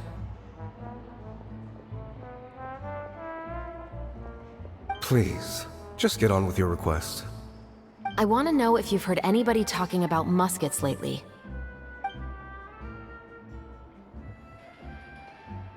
Information isn't free, you know. I've heard that bandits have been extremely active in the countryside recently, and they've been affecting the delivery of goods to Poisson. I can allocate some more manpower to help out with that problem. What do you say? You're still as helpful as ever. One of our men got drunk at dinner about a month ago and lost his gun. 3 days later, it turned up in the corner here. What's weird about that? He just forgot where he put it, right? This is Fleuve Cendre, my friend. Anything of value left in the tavern won't ever make it to the next day. But that gun turned out to be an exception. It didn't get any new wear and tear on it, and didn't even appear to have been fired. We were quite mystified as to what could have happened. I suspect it came back because the weapon was already known to the guards. You mean, a criminal was afraid the Marechaussee Phantom would use the shot marks to track them down? Maybe. But if that's the case, the culprit really took great care to avoid getting caught. I didn't say anything about a criminal. In Fleuve Cendre, knowing who was killed is as easy as knowing what clothes you're wearing today. It's the guy living in the east side, isn't it? I've never liked him. Every time he's here, he just orders a drink and sits there with a nasty look in his eyes. So, who was the one who lost the gun in the first place? Don't bother. Even if you ask, he wouldn't admit to owning a gun to some strangers. Not to mention the captain of the Special Security and Surveillance Patrol. He's right. I know you grew up here, Chevreuse. Even though you're on good terms with the Spina, you've still been gone too long. Not many people know you here now, and a lot of people don't like the Special Patrol. I know. So take my advice and don't show your face too much around here. It's for your own safety. I'll come and go as I please, and I'm afraid I'll be appearing more often due to my work. All right. Don't say I didn't warn you.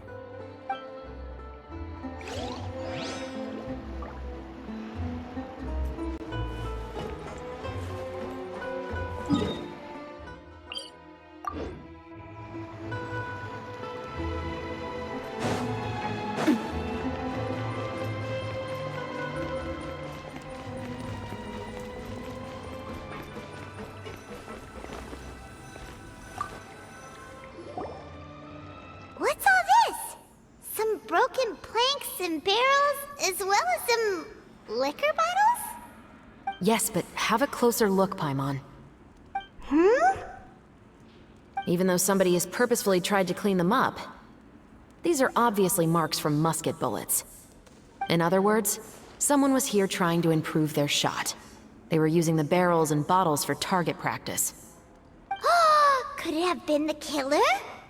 Your guess is as good as mine. Although many people at Fleuve Cendre own guns, few hide the fact from others. And even fewer would go to such lengths to hide markings from practice shots. Anyway, let's go. There might be more to this.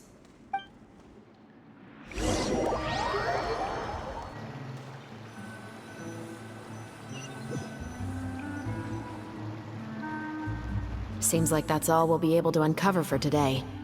Paimon feels like we managed to learn a lot more here than up on the surface. Yes. Assuming that everything we found is indeed connected to our suspect, then their timeline was probably something like this. A month ago, our suspect found a gun and took it home to disassemble it.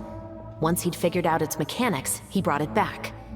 In the following weeks, he used some parts to create his own makeshift musket, and took it to the Fleuve Cendre for target practice.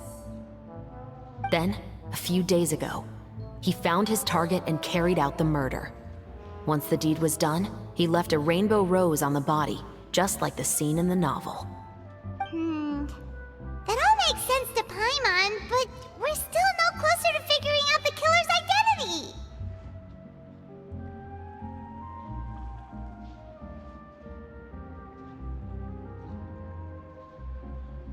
The deceased was a resident of Fleuve Cendre.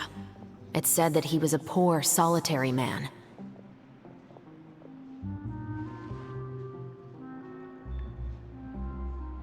Yeah, That's also something I'm trying to figure out. If we are indeed following the novel, and there's a story behind the murder, then this murder should be an act of vengeance. But according to our investigation, the deceased didn't have any enemies. He was no saint, but no one's heard of a rival who hated him enough to shoot him dead, much less care to leave a rose on his body. What message is the killer trying to convey, and to whom exactly?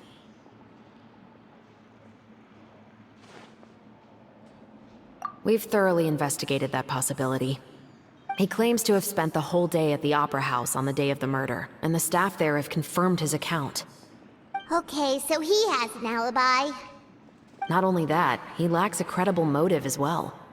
He has a family of his own, and both of his parents are still alive.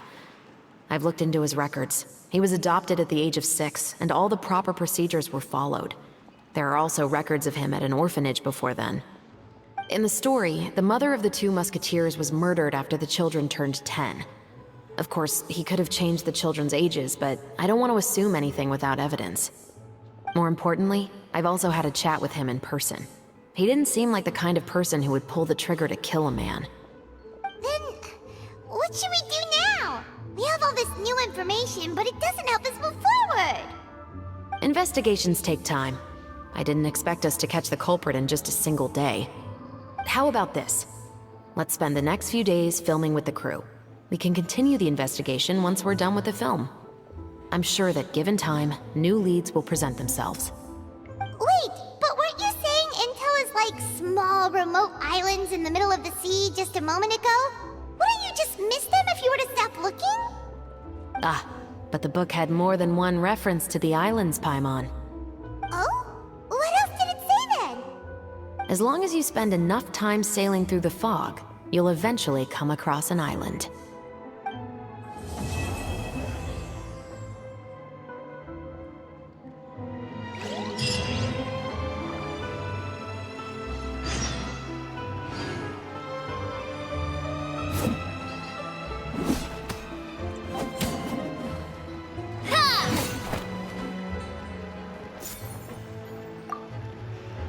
What?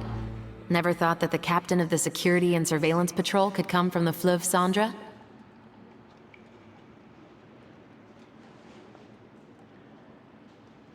Honestly, I'm pretty shocked too. There used to be a time when I thought I would never be able to join the guards. But, as long as you can distinguish yourself through your accomplishments and skills, you'll eventually be recognized for your worth. If you look at it another way, my life at Fleuve Cendra has actually taught me a lot of valuable skills. Skills like how to barter with criminals or how to think in their shoes.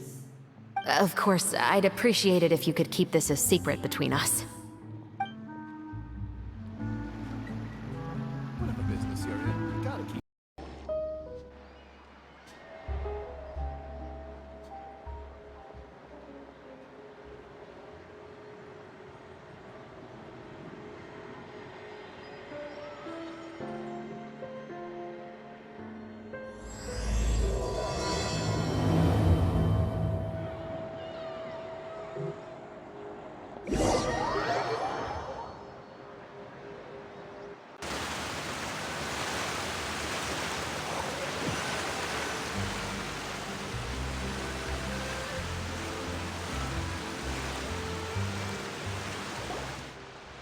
Good work, everyone! We're looking to wrap with our 2 main ladies today. I can already smell our success. What do you mean, looking to wrap?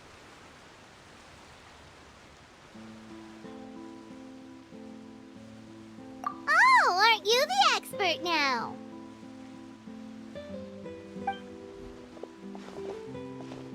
This upcoming scene is the 2 musketeers' final confrontation with the Baron.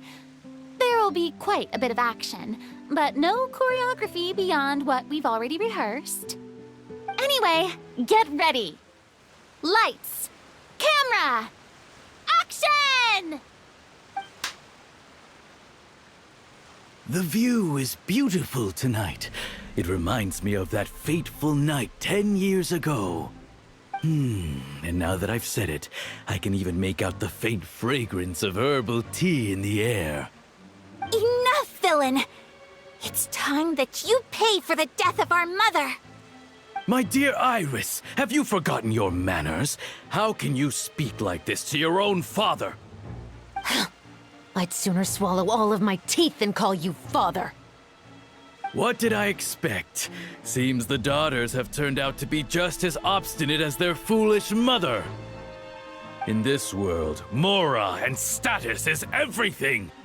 She thought she could blackmail me using her children and force me to grant her recognition and concessions?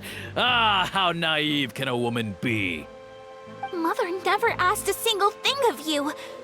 All she wished was for us to live a peaceful life, just like the others.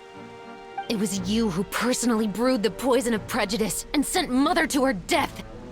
Compared to that deadly poison, the 2 bullets that will soon pierce through your heart will be like sweet mercy. And that's exactly why I said you're just as naive as her. Did you really think 2 muskets would be enough to defeat me? So let's see. What is stronger? Mora and power, or the 2 muskets in your hands?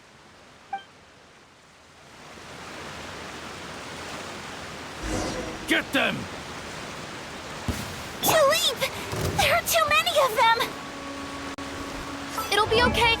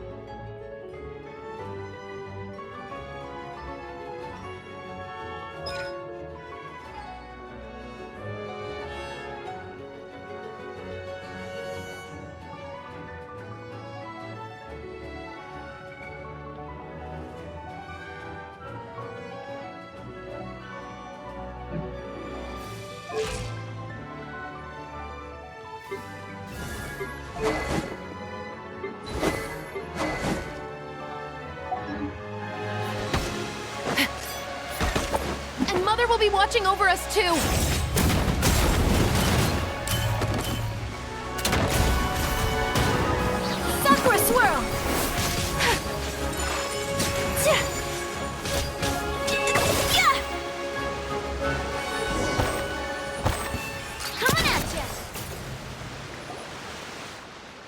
You've lost.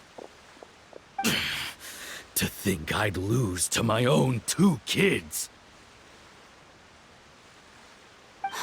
We are no children of yours, and we'll never call that place our home. Then tell me, what did you do all this for? You lost your mother, and will soon kill your father as well. What will you gain in the end, other than sentences for your crimes? We will gain our long-awaited justice.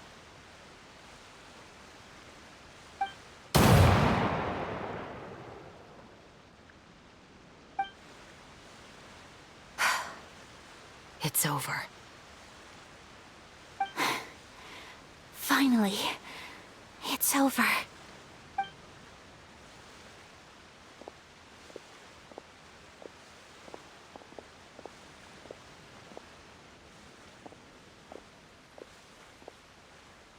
So, where will you go now, Tulip?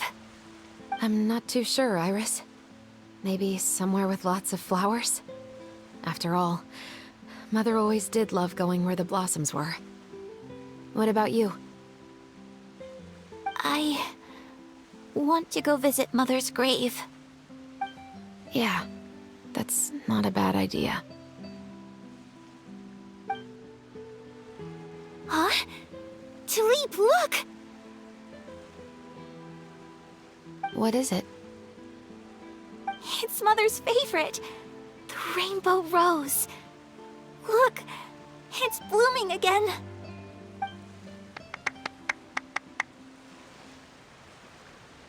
Excellent! That was beyond mesmerizing. Even I didn't expect the scene to go so well. And we got it in a single take. All right, everyone. We've got a wrap for Tulip and Iris. Congratulations, Ayaka and Chevres!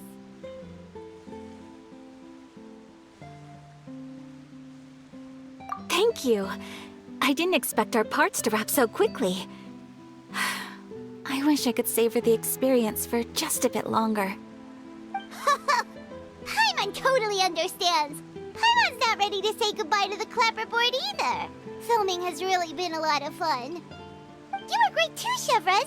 The way you said, long-awaited justice. It gave Paimon chills. That is indeed my favorite line in the whole book. I still remember trying to act it out in my room the first few times I read it. Whoa, Paimon would have never guessed you're that type.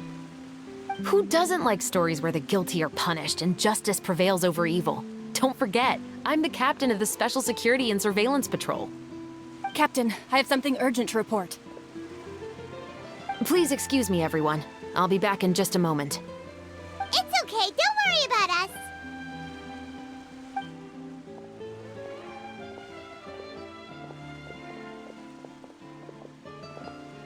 Oh? Was she whisked away by work already? I was just about to tell her how great she did. It seemed like some urgent official business. Then perhaps we should thank the stars that we were able to wrap both of your parts so quickly today. Switching around the filming schedule would have been a real pain. Anyway, I actually came over to let everyone know that we're all done for today. You can go home and get some rest. And one last thing, Miss Ayaka. Your acting skills today were immaculate as always. Are you sure you won't consider taking up full-time acting? See, I just happen to know this great troupe that's still looking for a lead actress. Thank you for your kind words, Director Farina. Unfortunately, there are still many matters that I have to take care of back home at the Yashiro Commission. I cannot remain in Fontaine to pursue an acting career. Nevertheless, I will make sure to treasure this incredible opportunity in my heart. Oh, that's a shame. But I understand. Just let me know if you ever change your mind. I believe it's also about time for me to take my leave. But hopefully I'll see you on set over the next few days. Even though my part's wrapped, I'd still like to swing by and help out the crew. See you tomorrow, Traveler and Paimon. Yep, see you tomorrow! we do next? Maybe we'll go investigate the case some more with Chevres today. Traveler, Paimon, please come with me. Huh? Where are we going? You could say that our ship has finally chanced upon one of those small, remote islands of intel.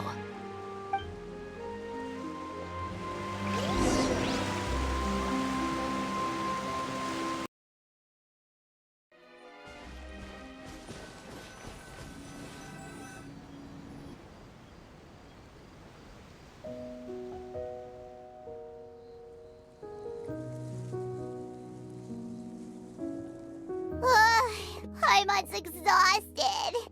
Paimon definitely didn't expect having to float this far after a full day of filming.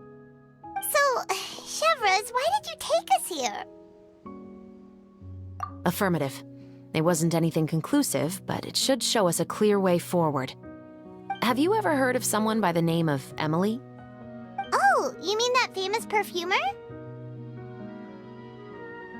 She's a good friend of mine. She's lent me her aid several times in the past to resolve some difficult cases. After I discovered the rainbow rose at the scene of the murder, I sent it to her. After all, she's probably the foremost expert on flowers and scents in all of Fontaine. And then?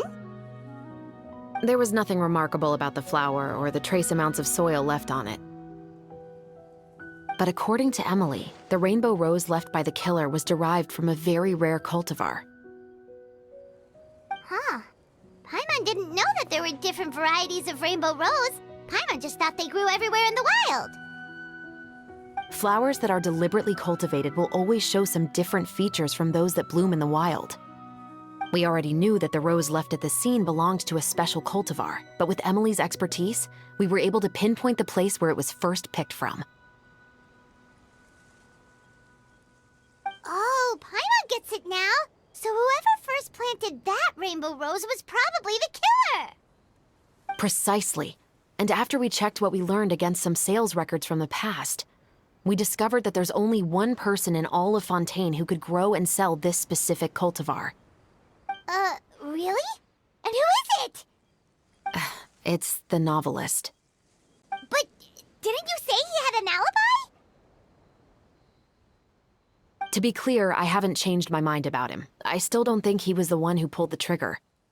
However, that doesn't mean the true culprit never visited him at his home or never purchased a rainbow rose from his garden. Whatever the case, we will have to confirm a number of things with him. So you mean the next place we need to go is... Yes, we're going to pay him a visit at his home.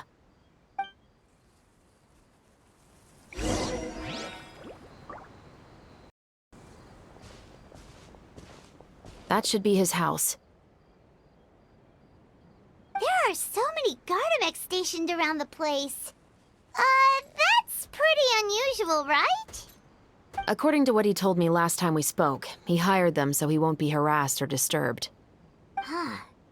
So there are a lot of flowers in his garden, but Paimon doesn't think we'll be able to pick one without alerting the Gardamex.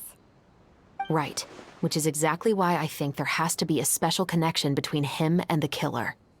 So, should we knock? Just wait here for now. I'd like to take care of a number of those Gardamex first. But they're so far away. How are you planning to do that? Don't forget, Paimon, I'm actually the real-life captain of the Musketeers.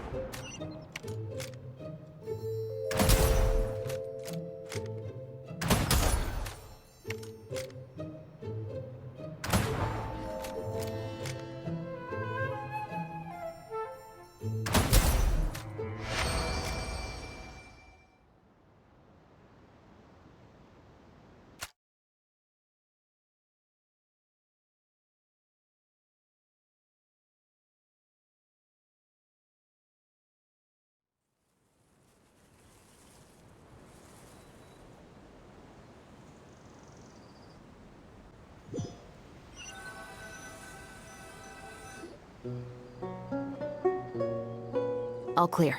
Let's go. Wait! Paimon's a little nervous now that we know he could be the killer. Can we go over our plan of action again? I'll go knock on the door and make sure it's safe inside. Once we're sure that we're in the clear, I'll ask him to come with us for a quick round of questioning at the guard's headquarters. But can't we just arrest him? We still have no evidence that he's the killer, or that he lent the killer any direct aid. Still, it would be appreciated if you could pick a rainbow rose from his garden for me while I'm talking to him. It'll help the Marachose Phantom confirm Emily's theory. Sure, no problem. Just be careful, Chevroz.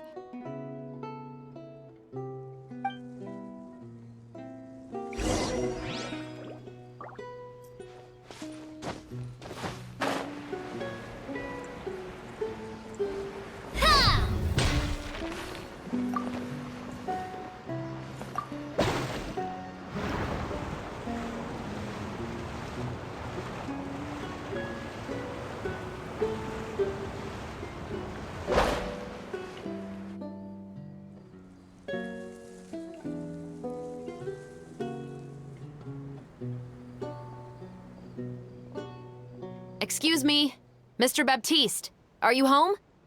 Who could it be at this hour? Oh, it's you, Officer Chevroz. Would you mind accompanying me to the guard's headquarters, Mr. Baptiste? We would like to ask you some questions about a case. Oh, is it still regarding the murder case from before? I cannot confirm or deny that at this time. So it is then. Listen, I need you to come with me, Mr. Baptiste. Miss Chevroz, I'll save you the trouble. Oh, and you two over there? There's no need for you to pick my flowers either. It's not time for them to bloom yet. Oh! Okay.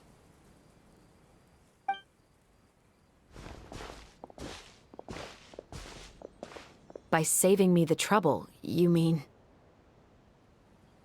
I will confess. I was the killer. Huh? He just admitted he's guilty! Please relax, everyone. I'm not armed. The musket you're looking for has been buried in my backyard. Then it's my responsibility to inform you, Mr. Baptiste, that everything you say right now will be used as evidence for the inevitable trial. Yes, I am perfectly aware of that. I must say, I hate this feeling. Oh? Is it because I confessed? Or because you've been proven wrong? Both, I suppose. For the same reason as the one I wrote out in my novel, of course. I did it to exact revenge. I know you haven't figured out the link between the two of us. Had you done so, I'd have been taken away to the headquarters a long time ago. But that won't stop me from always remembering his grotesque face. After all, he was the one who killed my mother. Your mother is still healthy and well. You know, I was adopted as a child. I was referring to my birth mother. That was never recorded in the orphanage's records. Please forgive a 6-year-old child for concocting some lies to protect himself after watching his mother die right in front of him. So, your novel, it was like a record of your life? No, of course not. It was a work of fiction with many embellished parts. But I am indeed the illegitimate son of a wealthy and influential man who abused his power to murder my mother. That part was 100% real. But the man you killed didn't have a Mora to his name. He was a hired assassin. An irredeemable beast who sank his fangs into a defenseless woman just for a few bags of Mora. But if that's really the truth, you wouldn't be telling us any of this now. You still haven't managed to take revenge against your father, the true mastermind behind it all. I never thought I'd hear that kind of thing from the captain of the Special Security and Surveillance Patrol. I'm simply skeptical about your motives. It's simple, really. I've grown tired of everything and don't want to shoulder this burden anymore. You may have considered me too soft to pull the trigger. Well, as it turns out, you are exactly right. I've become overwhelmed by the aftermath of the murder. So you're going to call a stop to your revenge, just like that? The true mastermind is too rich and too powerful for me. I've accepted that I will never be able to avenge my mother alone. And so what? The characters in your book never gave up. Now, Officer Shavras, I'm the one who has killed a man, aren't I? Are you trying to convince me to commit another crime? What's your father's name? How do you plan to prove the veracity of all of your claims? Well, I'd like to speak with you privately. Sure. Why don't we speak privately at the guard's headquarters? No, it has to be here. I must ensure that we won't be overheard. Fine. Let's talk here. When I said won't be overheard, I meant by anyone. I would like to speak with you and you alone.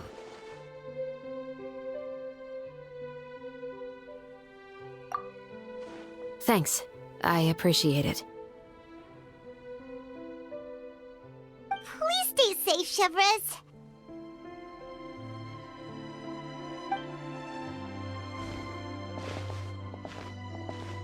All right. Let's hear it. Will you really believe what I'm about to say? Well, that depends on what you're going to tell me. Fair enough. Fair enough. Then listen closely.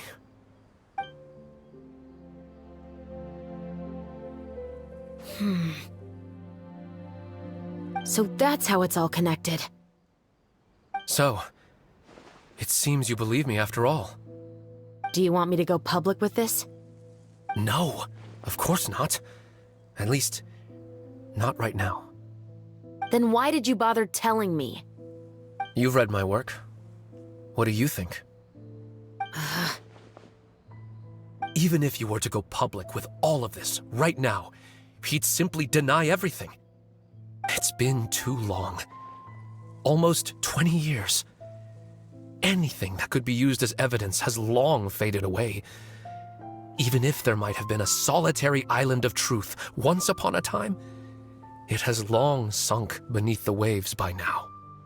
Justice will never find him. Not if you don't try.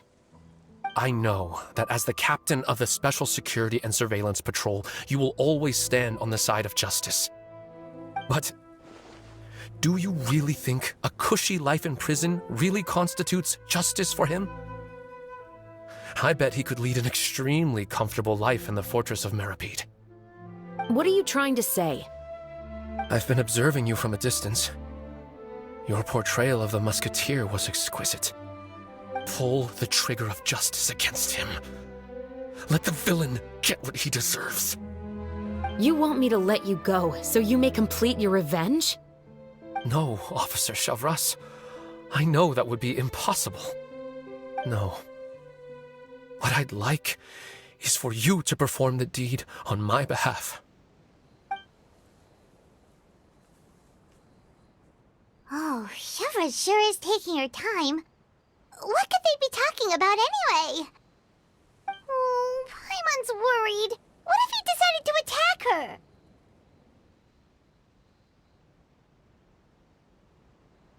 Oh, you do have a point.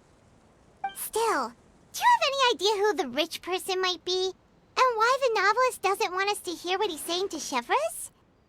Sorry to keep you waiting, you two. Hey, how did your talk go? I've already sent someone to escort Baptiste back to the headquarters for questioning. He wasn't lying about the musket. It was indeed buried in his backyard. But what about the name? Did he tell you the name of the rich guy? Yes, he did. But for now, I have to return to the Special Patrol. There are still a few loose ends I need to tie up.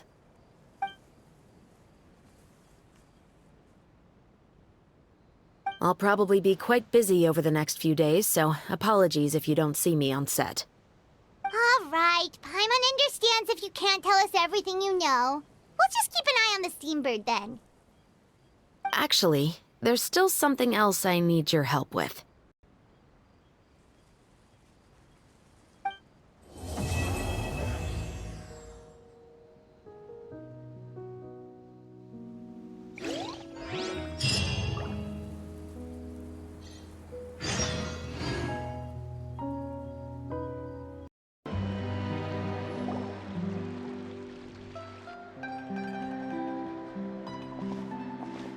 Good morning! Hayaka and I were just talking about you. Is Chevra still not joining us today? Probably not. We haven't seen her either. Huh? That's such a pity. Director Farina said that we've only got a few small scenes left before wrapping up the entire thing. She even said that she'll get me into a couple scenes, so everyone will have a chance to shine in front of the camera. We were also planning on having a victory feast once we're all finished filming. You can join us, right?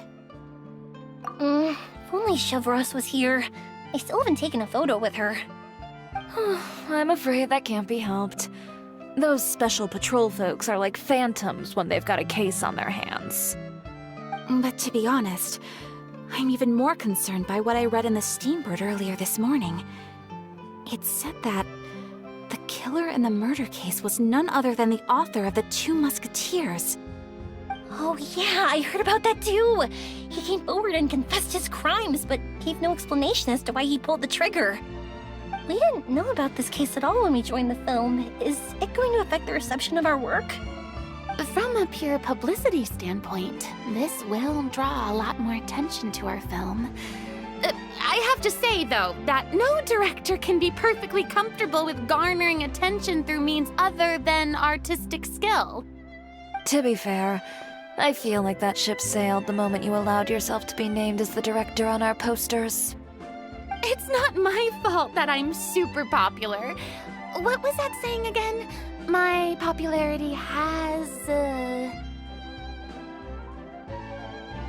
Sunk to an all-time low? spread to the 4 corners of Tibet.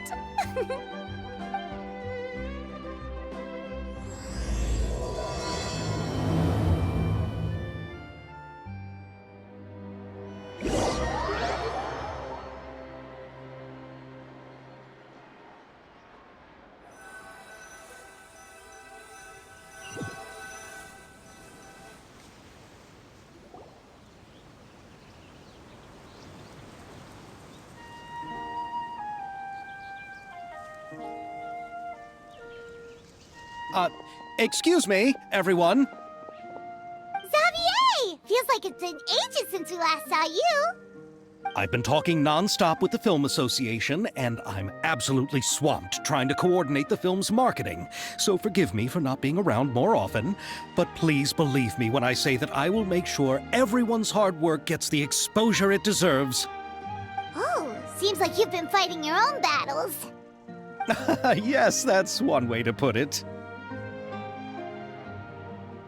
Oh, and before we begin the final round of filming, please allow me to finally introduce you to the original investor of our film, Mr. Morris. A pleasure to meet you all. Yes, glad to make your acquaintance, Mr. Morris.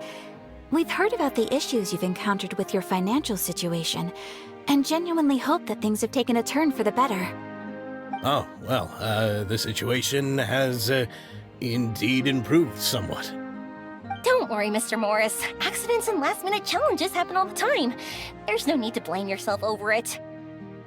The good news is that we're almost done filming now, and I would even say that this is the best story I've ever seen. Is that so? I see, that's great news. All right, now that we've gotten all the pleasantries out of the way, let's get this show on the road. We'll mostly be filming typical people and scenery from the streets today to improve the sense of environmental ambiance in some parts of the film. Oh, and there'll be a cameo for Mr. Kamisato and Miss Yoimiya as well. They'll be used to show outsider perspectives on the fates of the two musketeers. That's right. Ayato should be here any minute. Excellent! Then let's start with the scenery shots. Camera and clapper loader, you're up. Yep, we'll be ready. Remember, all we need are some wide zoom shots of the streets. If you happen to find some particularly lovely patches of flowers and grass, feel free to grab some close-ups of those as well. Ready? Lights! Camera! Action! Okay, now move the camera slowly. Try to focus on that flower. What's wrong? Just adjust the focal length a bit. Something the matter? Huh? But wasn't it working fine for all the days before? Veronique, can we try a different camera? No problem. How about this one? All right, let's give it another try. Lights! Camera! Action!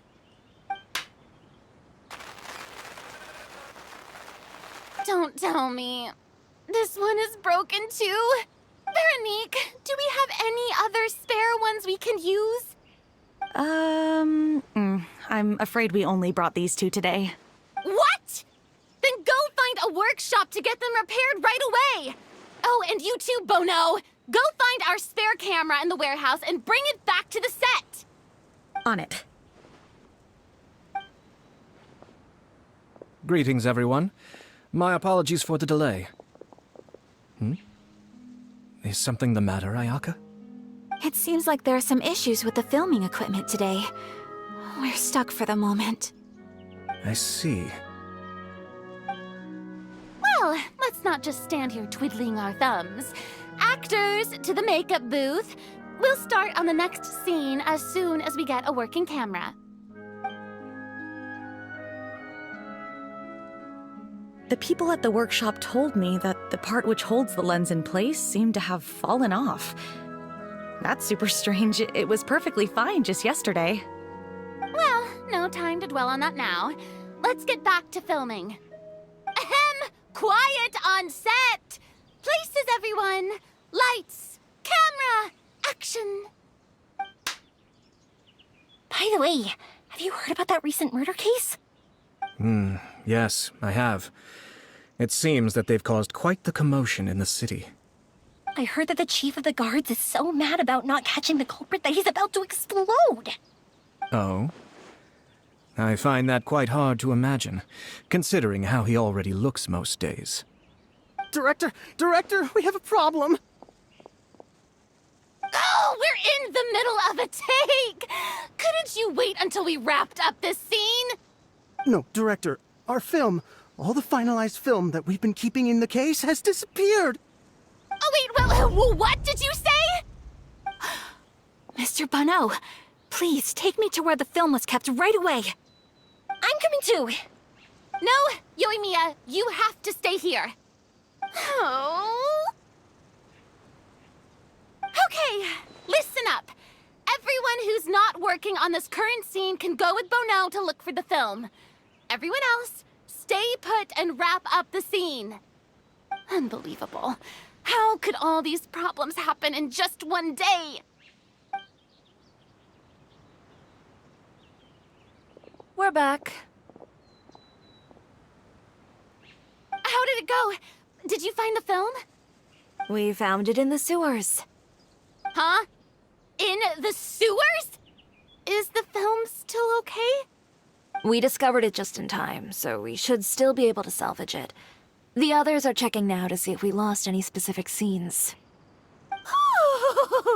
You scared me for a moment there. I nearly thought we had lost everything. I really don't want to experience that feeling of despair again. Okay, but who could have stolen the film and dumped it there? Could it be, some competitors working on other films? But if they wanted to harass us, why wait until the last day? Okay, we don't have time to really look into it right now. Let's strike while the iron is still hot and wrap this thing up once and for all.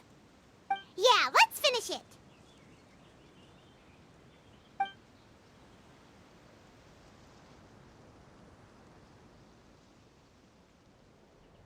I would like to officially announce that our entry to the festival, The Two Musketeers, has now concluded filming! Paimon is spent. It's so late already.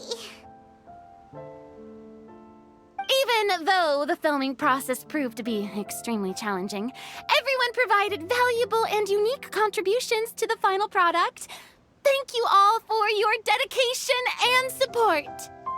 And just like Director Farina, I would also like to extend my most heartfelt thanks to all of you. Really, you've all helped me so much. All right, let's save the awards speech for later, and hopefully also get some rehearsals in before the real thing. Anyway, now it's time to party!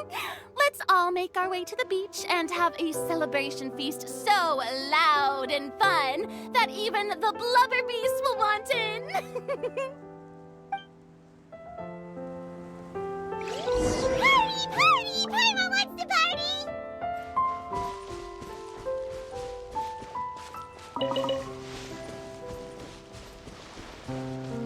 Whoa! This place is hopping!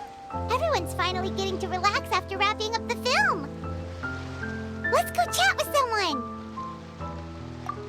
Have you ever seen a fireworks show, Mr. Morris? It's pretty amazing.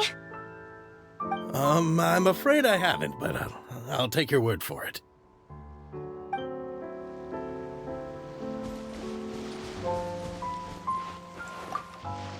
Oh, this is turning out to be quite the party.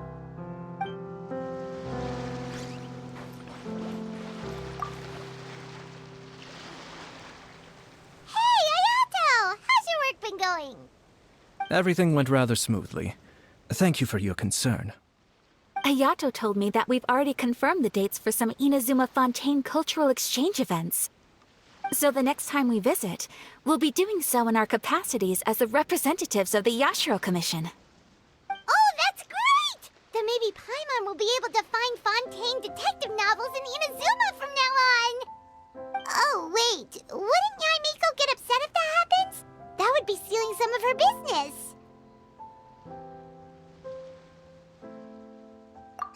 You've got a point. She's always complaining that light novels have become bland and too predictable after all. The cultural exchange won't only feature literatures of both nations, of course. We have also made plans for cross-cultural engagements in the fields of gourmet cuisine, toy making, and artisan craftsmanship. Whoa! Paimon's getting super excited now! When the time comes, be sure to visit and participate in all the events.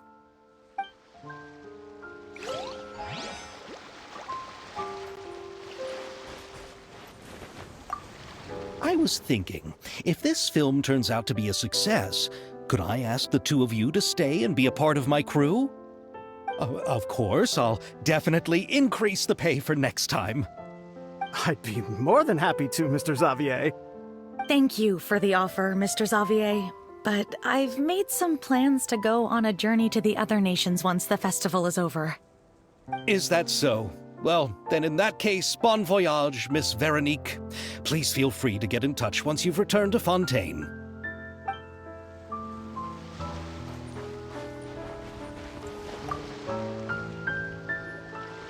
Farina! Oh, my darling clapper loader and camera operator. You've both worked really hard. Paimon thinks you worked even harder than us. Honestly, Paimon was getting a little tired of playing with the clapperboard by the end of it. Worst of all, Paimon started having dreams of you shouting, "Lights, camera, action!" into Paimon's ears. The actual dream can't even start until you've yelled that. Hey, if anything, shouldn't I be more grand and delightful in your dreams? We've been through so much together, and that's how your brain remembers me? That's not not Paimon's fault. We've just used the clapperboard too much lately. Anyway, what's most important is that we've wrapped the film. I'm pretty confident that we'll take first prize. Hey, no need to mention the official name. Wait, now that you mention it, if we did win the prize, would Farina just get a statue of herself? Come on, I don't need that kind of attention. Xavier can accept the reward on our behalf. But just imagine! Farina accepting the Farina Award and holding a Farina statue. I'm going back to my dessert now. You all can keep discussing that on your own.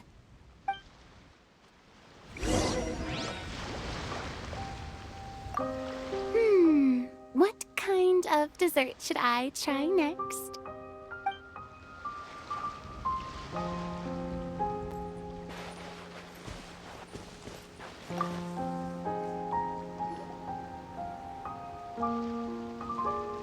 Chiori! Hey, you two. Are you not really into these kinds of big social occasions? Not particularly. But this is still better than Fontaine Fashion Week. But if this film becomes a big hit, people will definitely come flocking to your shop. Yes, that's highly likely.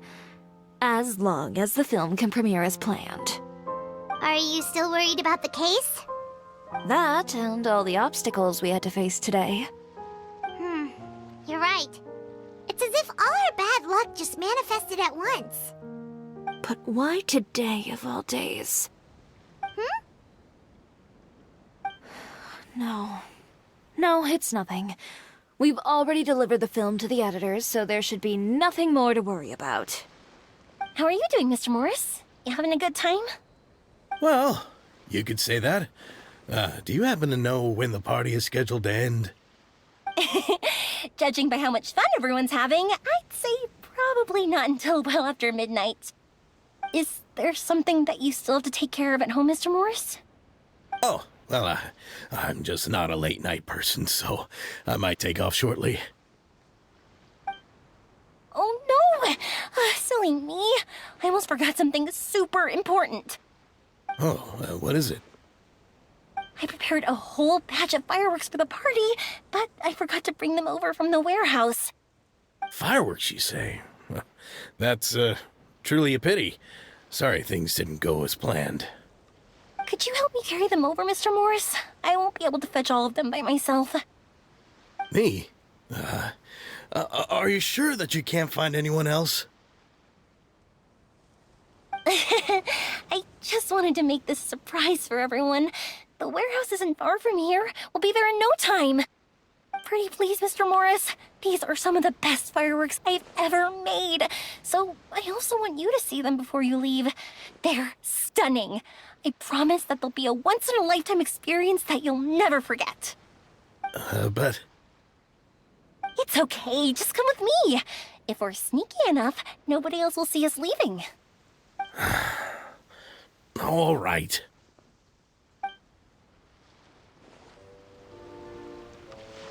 The warehouse is right over here.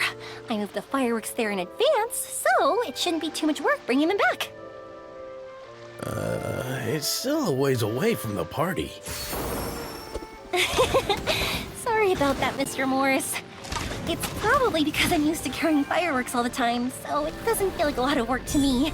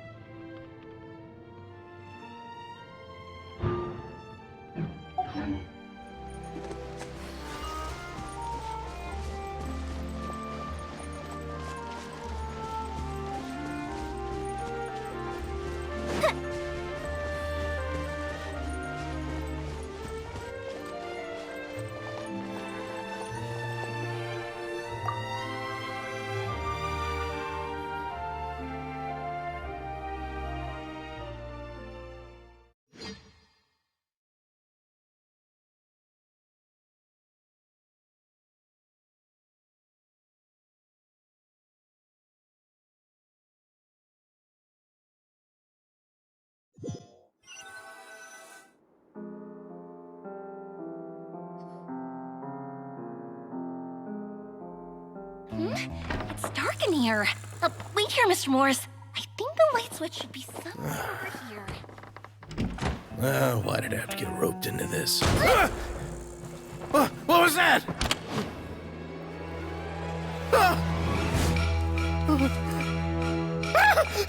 Who's there? Get me out! Get me out of here! Did you really think you'd get away, Morris?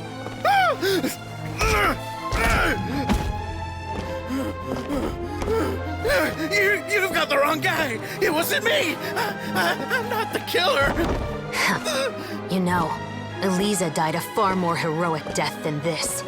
She fought your assassin to the end, to save the children she had hidden beneath the floorboards.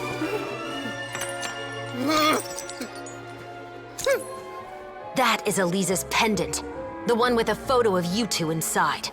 The one you gave her. Ring any bells? It's a fake! It has to be! There's no way! No way your assassin didn't destroy it, you mean?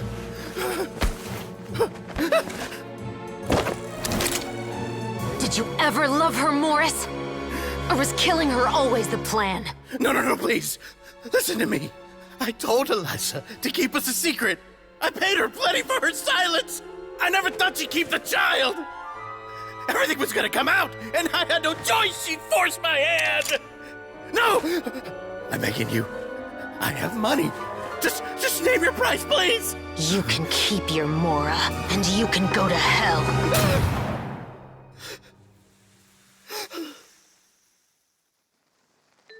I'm Captain Shovraz of the Special Patrol. Morris, you're under arrest for Eliza's murder. Huh?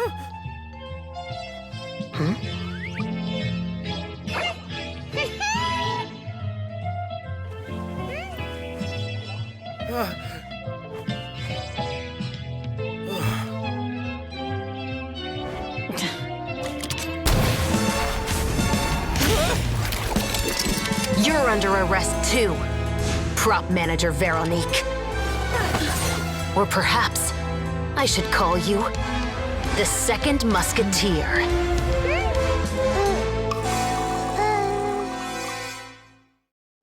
Wait, what's going on? This wasn't in the script. Drop the gun, Veronique. Why? Why would you keep me from exacting revenge on this heartless monster? Drop your weapon. This is my final warning.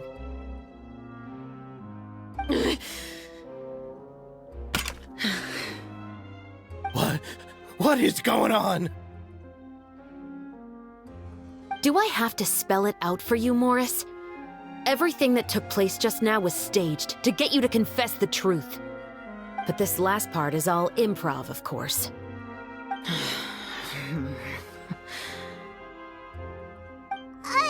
Shivers, you told us you wanted us to help you stage a play. You never said anything about the Second Musketeer.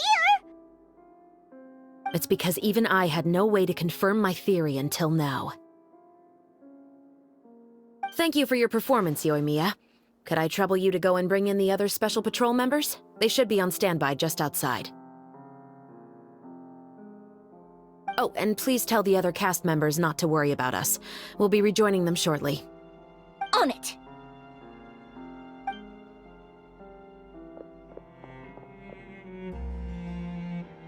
So what do you think, Morris? Care to talk about what happened 20 years ago? My patience is limited, you know. Don't force me to take you back to the interrogation room. I'd wager that you wouldn't last for more than a minute in there. With the recording we made, you have no chance of winning in court. Cooperating with us now is the most practical move. All right. I'll talk. I hired an assassin to murder Eliza. She once worked as a maid on my family's estate. She was very beautiful, and after some time I fell for her. We kept our relationship a secret and carried out an affair for some time, but it wasn't long before she became pregnant. And if my parents ever found out, they would have stripped me of my inheritance and status, driven me out of my home. I also didn't expect Eliza to insist on bringing the pregnancy to term. She even asked me to leave my family and travel far, far away with her. She believed that you were truly in love with her. I didn't have a choice. I gave her a large sum of mora, told her to leave the family and to get rid of the baby. But then years later, she sent me a letter that there were photos of 2 children, and she even asked if I could find some time to visit them. Huh? 2 children? Paimon thought Baptiste was the only... you mean... Even if she had the children against your will, you could have just ignored the letter entirely. Why kill her? I had just gotten engaged to be married to an heiress from another wealthy family. So if anyone were to find out about Elisa, my life would be completely ruined. I didn't have a choice. No. You always had a choice. You just made the wrong choice. Again. Do you know how it feels to watch your mother be killed right in front of you? My brother and I were hardly even school age yet. We were hidden beneath the floorboards, grasping each other's hands like a lifeline. We were so terrified that we didn't even know we could ever take a breath. All we could do was to watch Mother try to fight back, and then collapse to the floor. Even after the assassin left, we were still too terrified to leave our hiding spot. We thought that he might come back. It was only until the next evening when we finally climbed out and gathered around our mother. But she had already become cold and stiff to the touch. You made up your mind right then and there to bring this case to light. Not only that, we resolved to get our revenge. And that's why you became the Musketeers. No, that's why I became a Musketeer. The man from before was also killed by me. My brother had nothing to do with it. I figured as much. You did? I once told these two that he didn't look like a killer to me. His confession from that night also rubbed me the wrong way. I think what really tipped me off was, how could I not feel a sense of regret in him? Huh? He confessed faster than any criminal I've ever met, but he didn't say a single word about you. He insisted that he was the sole perpetrator in the case. But after the questioning ended, I disassembled the musket we dug up from his backyard, put it in front of him, and told him to reassemble it. Wanna guess how far he got?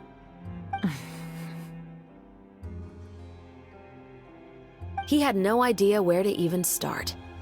He's never touched a gun in his life.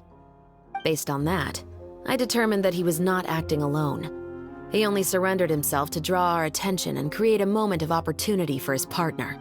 So, I decided to play along.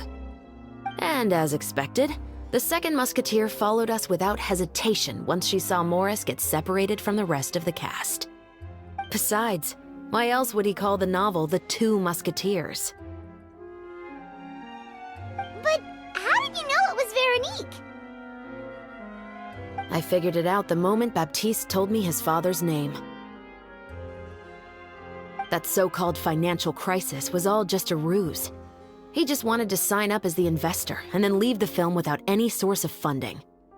After all, he has a vested interest in minimizing the reach of this story. It's really just the same thing as what he did to Elisa all those years ago. Human scum. But then Xavier pulled out all the stops and got the film made against all odds. Morris couldn't have that. With the killer in custody, he figured it was safe to act. And so he came to visit the set today, just as I expected. Wait, so you were behind all those mishaps today?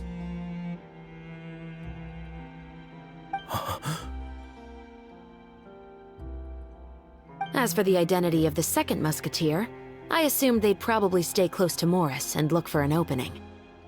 And if they already knew that Morris was the film's investor, then that narrowed the list of potential suspects as well. Furthermore, being the props manager would allow the culprit to avoid scrutiny by purchasing mechanical parts in the name of the crew. With that hypothesis in mind, I went back to check Baptiste's orphanage adoption records.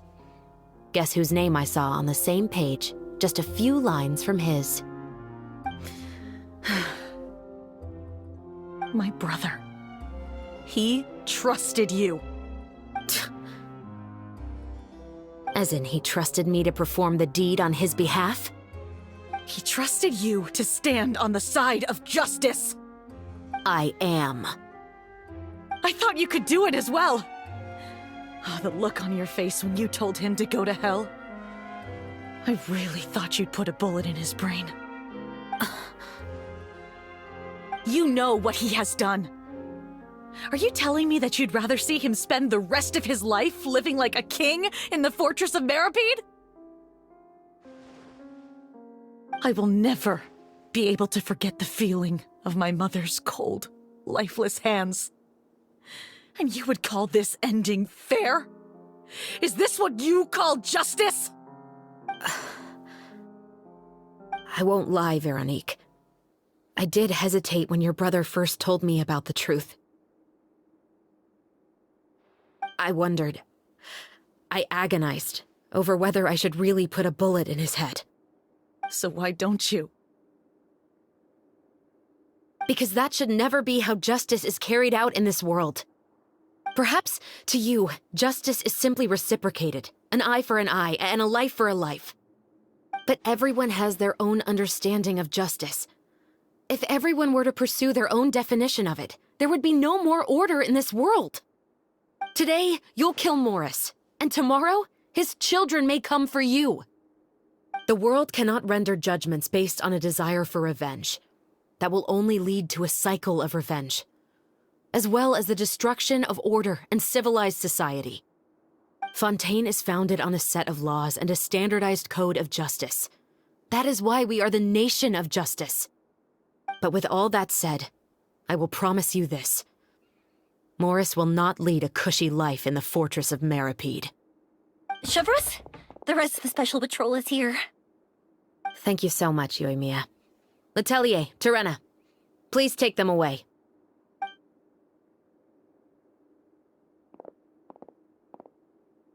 I still can't agree with your reasoning. I know. Justice has not been delivered. At least, not today.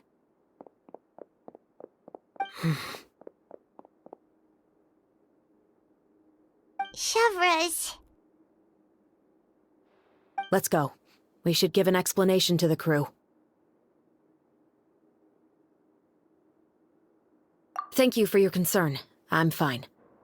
I'm just thinking about the things in life that have driven people to take justice into their own hands.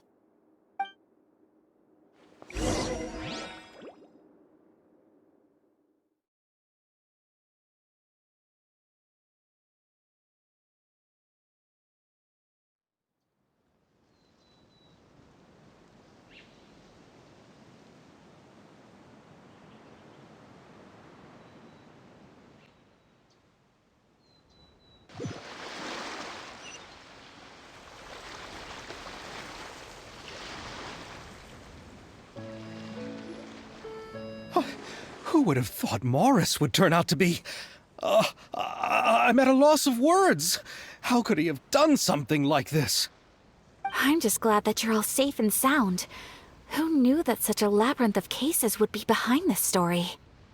Well, what should we do now?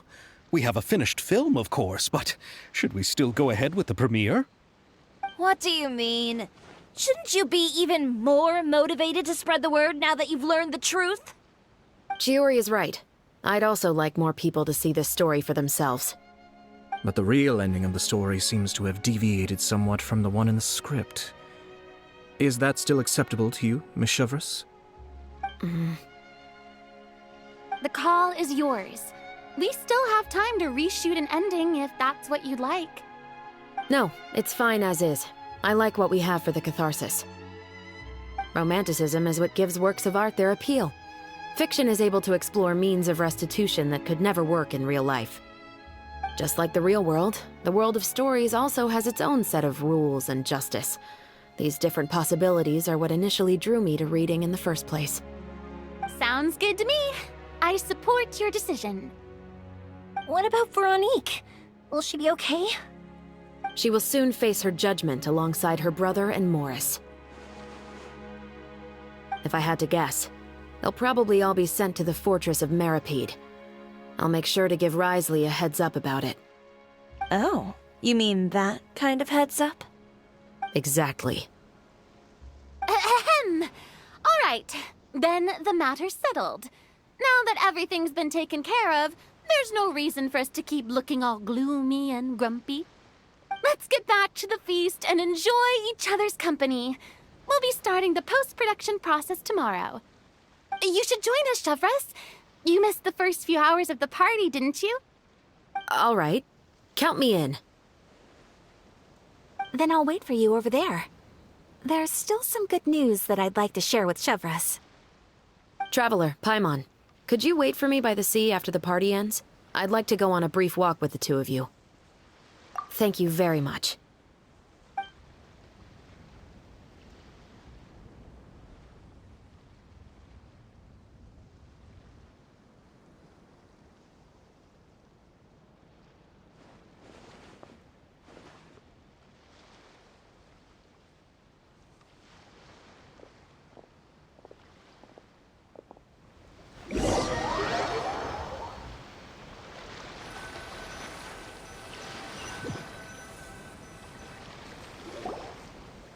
Sorry for the wait.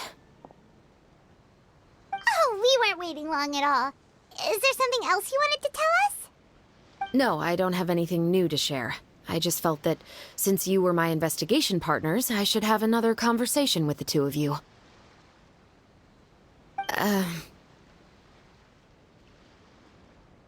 Traveler, how would you have responded to Baptiste's request if you were in my shoes?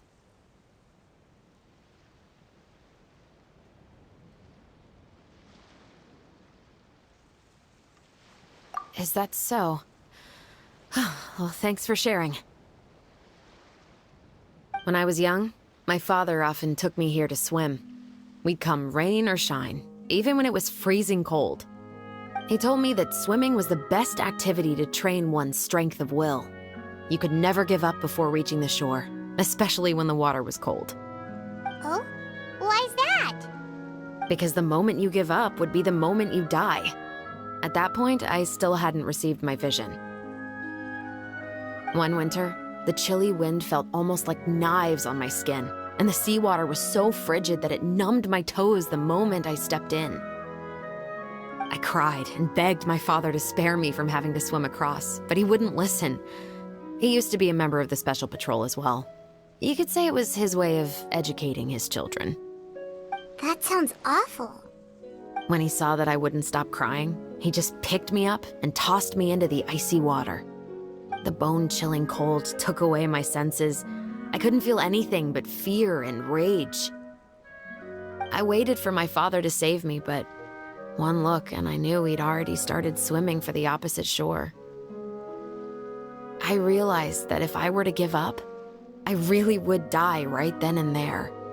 I used all of my strength to try and catch up to my father. Those few minutes felt longer than my whole life up until that point. I did, however, make it to the other side. I've never felt afraid about anything in my life after that, nor have I ever cried again. That way of teaching would have never worked on Paimon. Yeah, I don't think that was the right method for anyone. It's just that, working now as I am in the pursuit of justice, I still sometimes feel like I've been tossed into that winter sea all over again. The anger and the helplessness. Chevres. But the worse I feel, the more I know to never give up. The alternative would be to forever lose myself among the waves. Anyway, how about a race? Neither of us will drown, but we can still see who swims faster. You guys go ahead! Paimon will grab the clapperboard to mark the start of the race.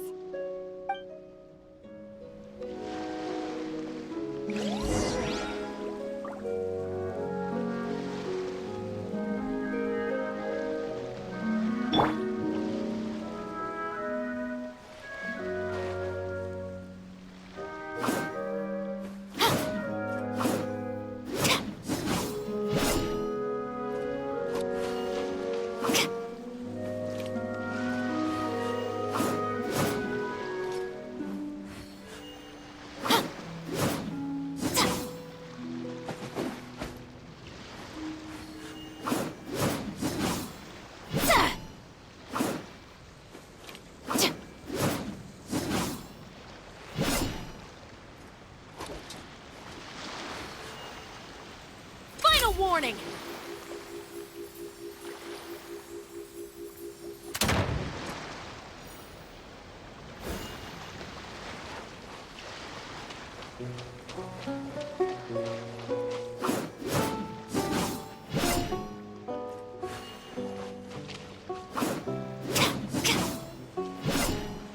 Drop your weapons!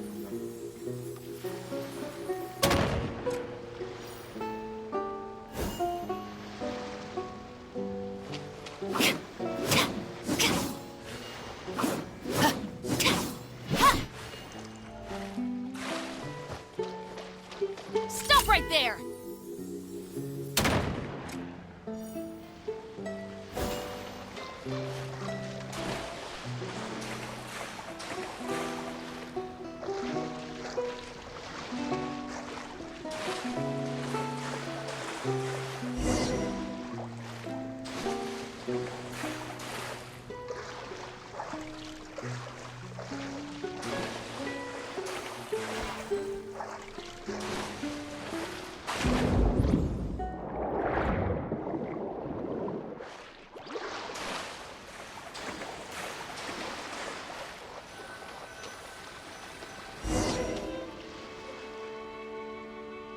Oh, that felt good. You were so fast in the water, Chevres.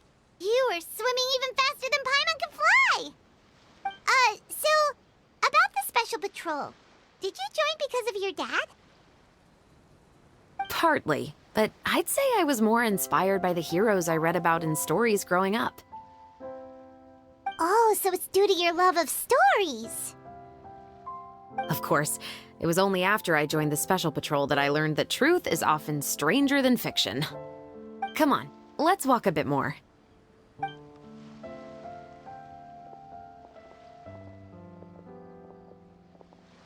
To be honest, I do sometimes question whether the decisions I make are the right ones.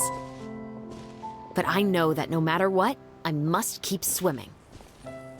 Because the only thing I've got my eyes on is the shore in the distance.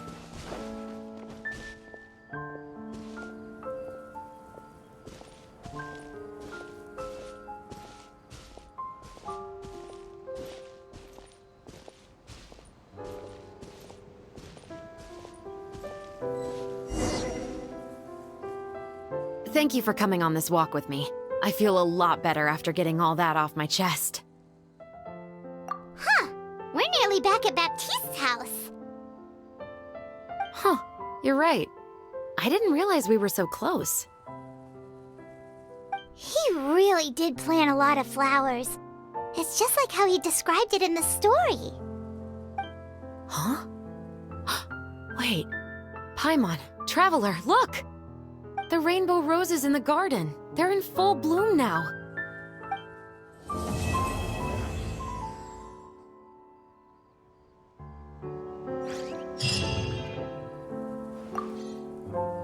Even though it's a bit late, I must thank you for investigating this case with me. Not on behalf of the Special Patrol this time. It's a personal expression of gratitude from yours truly. Oh, you want to hear more about my father? To be honest, I didn't spend that much time with him. He was always busy with the Special Patrol, so he would often return home really late at night. Some nights, he didn't come home at all. Once, he didn't come home for a long time, maybe a whole week or so. When I went out to buy food, I learned that he had become a criminal, and by extension, that made me a criminal's daughter. But we can talk about that another day. I actually have a lot of sympathy for Veronique and Baptiste. I can understand the hatred they feel for their father. But that doesn't mean I'll allow them to walk the path of evil, even if it might lead to another sense of justice. Films are different from the real world. They're a form of art and represent the wishes in people's hearts. I adore the two Musketeers, and I'm very happy to have had the opportunity to act the role as one. I can't wait to catch the film when it premieres in the Opera House. I'm looking forward to seeing the audience's reaction to the climactic ending. Thank you for looking out for me. I'll see you at the award ceremony. I'd be very surprised if we don't win.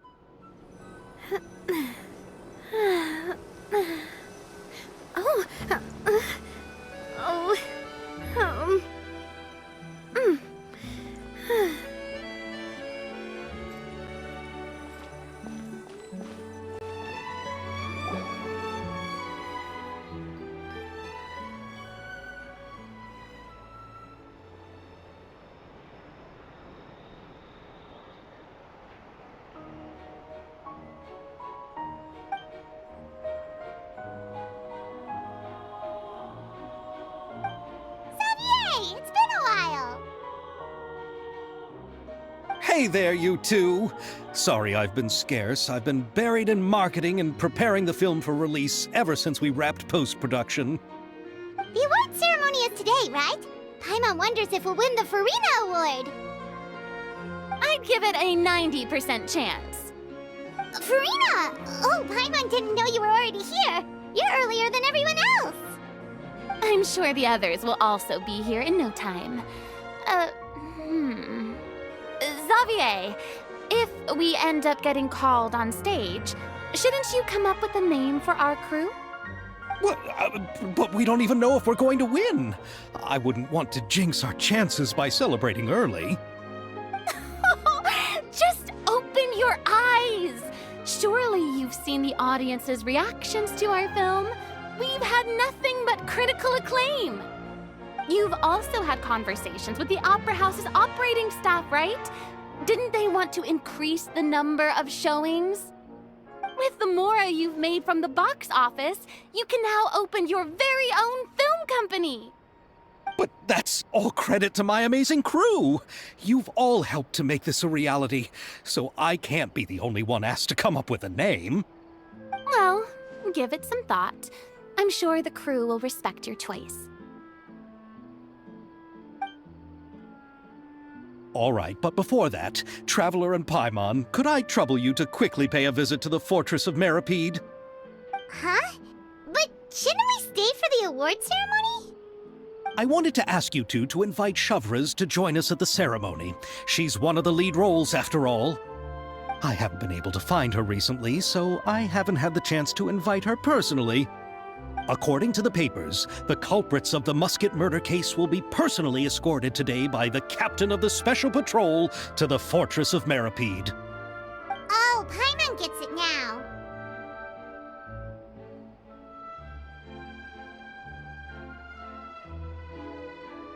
Yep, just wait here, Xavier, and maybe try to come up with a few snappy-sounding names. All right, then I'll leave you to it.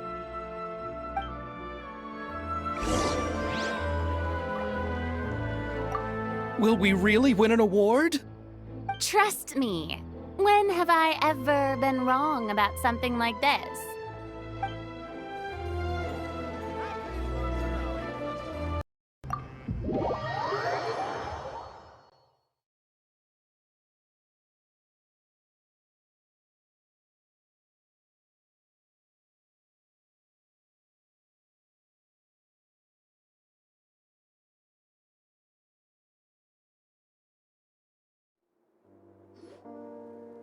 This is as far as I'll be taking them. I'll leave the three of them to you now. Got another errand to run?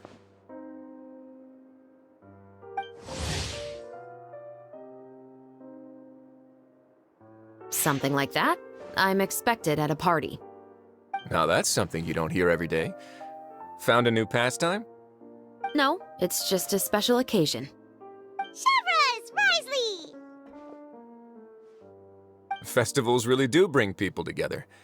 It's been a while since I last had so many visitors at the Fortress of Meripede. Call it the festival spirit, I guess. Yeah, you could say that. Even our head nurse has gotten herself all worked up preparing super deluxe nutritious shakes. Just one gulp and you'll have met all your nutrition needs. Were you talking about work just now? We've already finished discussing everything. So, what do you think about my heads up, Mr. Risley? I believe I haven't yet made any promises or guarantees. But you also didn't shoot me down. Here, how about this? You could give everyone a copy of the newspaper. Perhaps on the day when the cover story happens to, oh, I don't know, expose a certain someone's misdeeds from 20 years ago? I suppose then a certain someone may soon find himself the most unlucky person in the Fortress of Meripede? While another two people will soon be hailed as heroes. Speaking of heroes, did you two need something from me? Actually, we're here for... You're here to invite me to the party, right? Don't worry, I didn't forget. Ooh, then let's head back right away! See you, Risley! Happy Fontanalia Festival! And the same to you.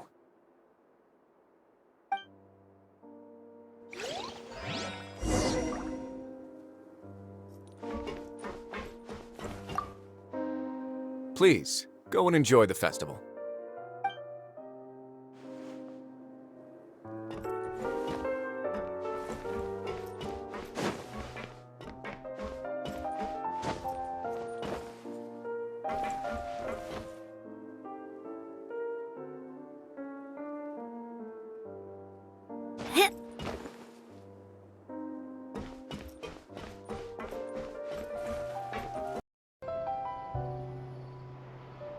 And the winner of the Farina Award for the first Fontanalia Film Festival is...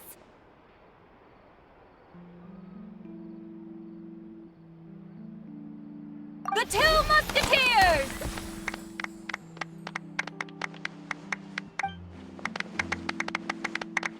We won! We really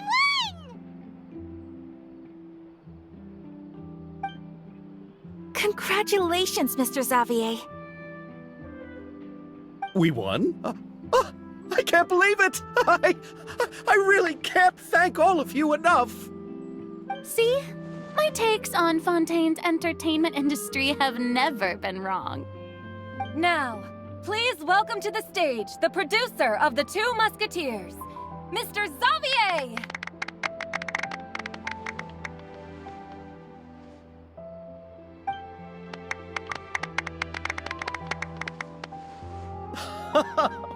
Thank you! Thank you all so much for your recognition and support. While I'm up here, I would love to give special thanks to... Time really flies, huh? It certainly feels that way.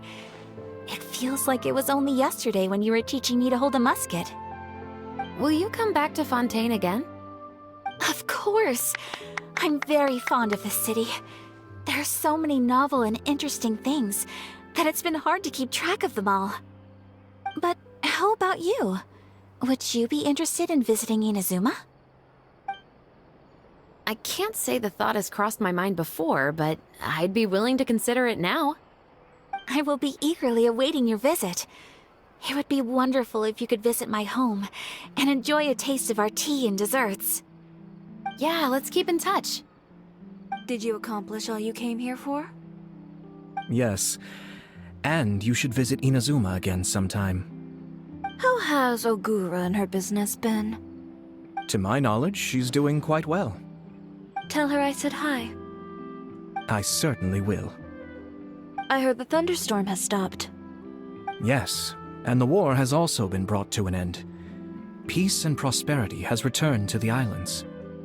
I quite like the sound of that. Perfect for hanging textiles out to dry. I'd like to offer my thanks again to the entire cast and crew. Without you, I would have never completed this film, much less had the opportunity to be standing on this stage.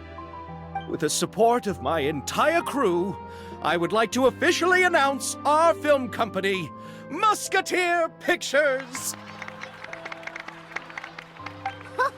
That has a really nice ring to it. Then in that case, let's please welcome all the members of Musketeer Pictures onto the stage for a commemorative photo. Oh, Paimon didn't know we'd also be taking pictures. Director Farina, I believe you are the most deserving person to raise this trophy. Huh? No. There's no need. It's so embarrassing. It's an honor the director deserves. Yes, I agree. Just accept that you're not getting out of this. Ready, everyone? 3, 2, 1. Musketeer Pictures!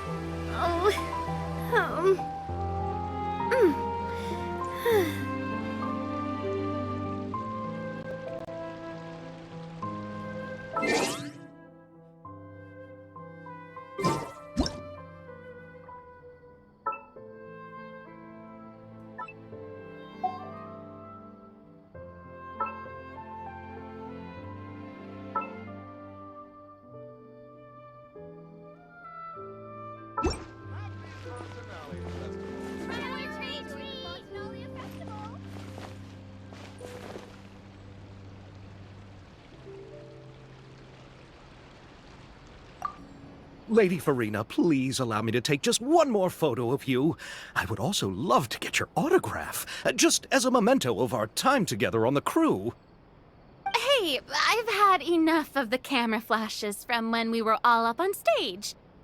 But, Lady Farina, you are the best director I've ever met! The most photogenic maiden in all of Fontaine! This kind of lively and celebratory setting is exactly where you shine. I believe all photographers would agree. Come, the brightest star of our land! Show us your light! The camera is waiting to sing praises of your beauty! Well, I'm flattered, but...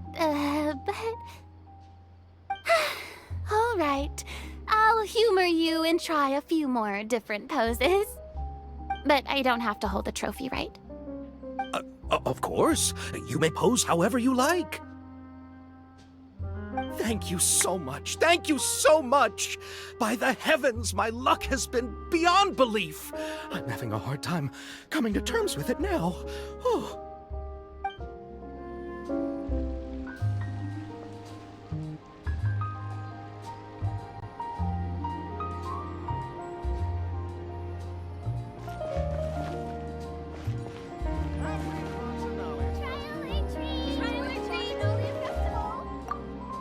Miss Yoimiya, we haven't had the chance to talk, but please accept my thanks for everything you've done over the past few days.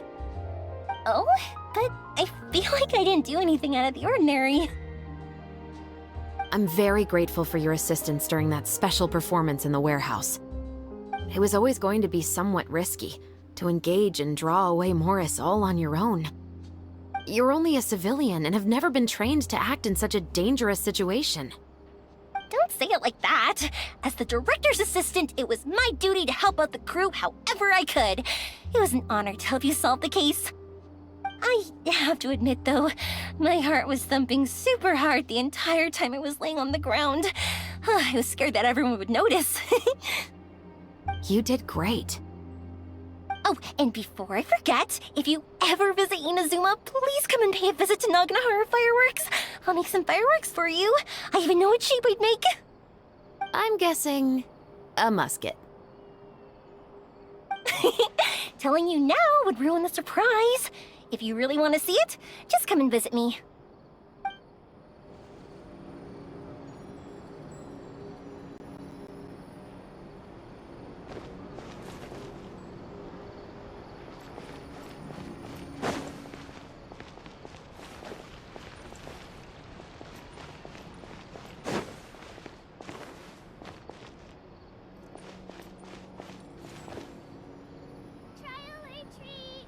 Happy Fontanalia Festival. Trial or treat?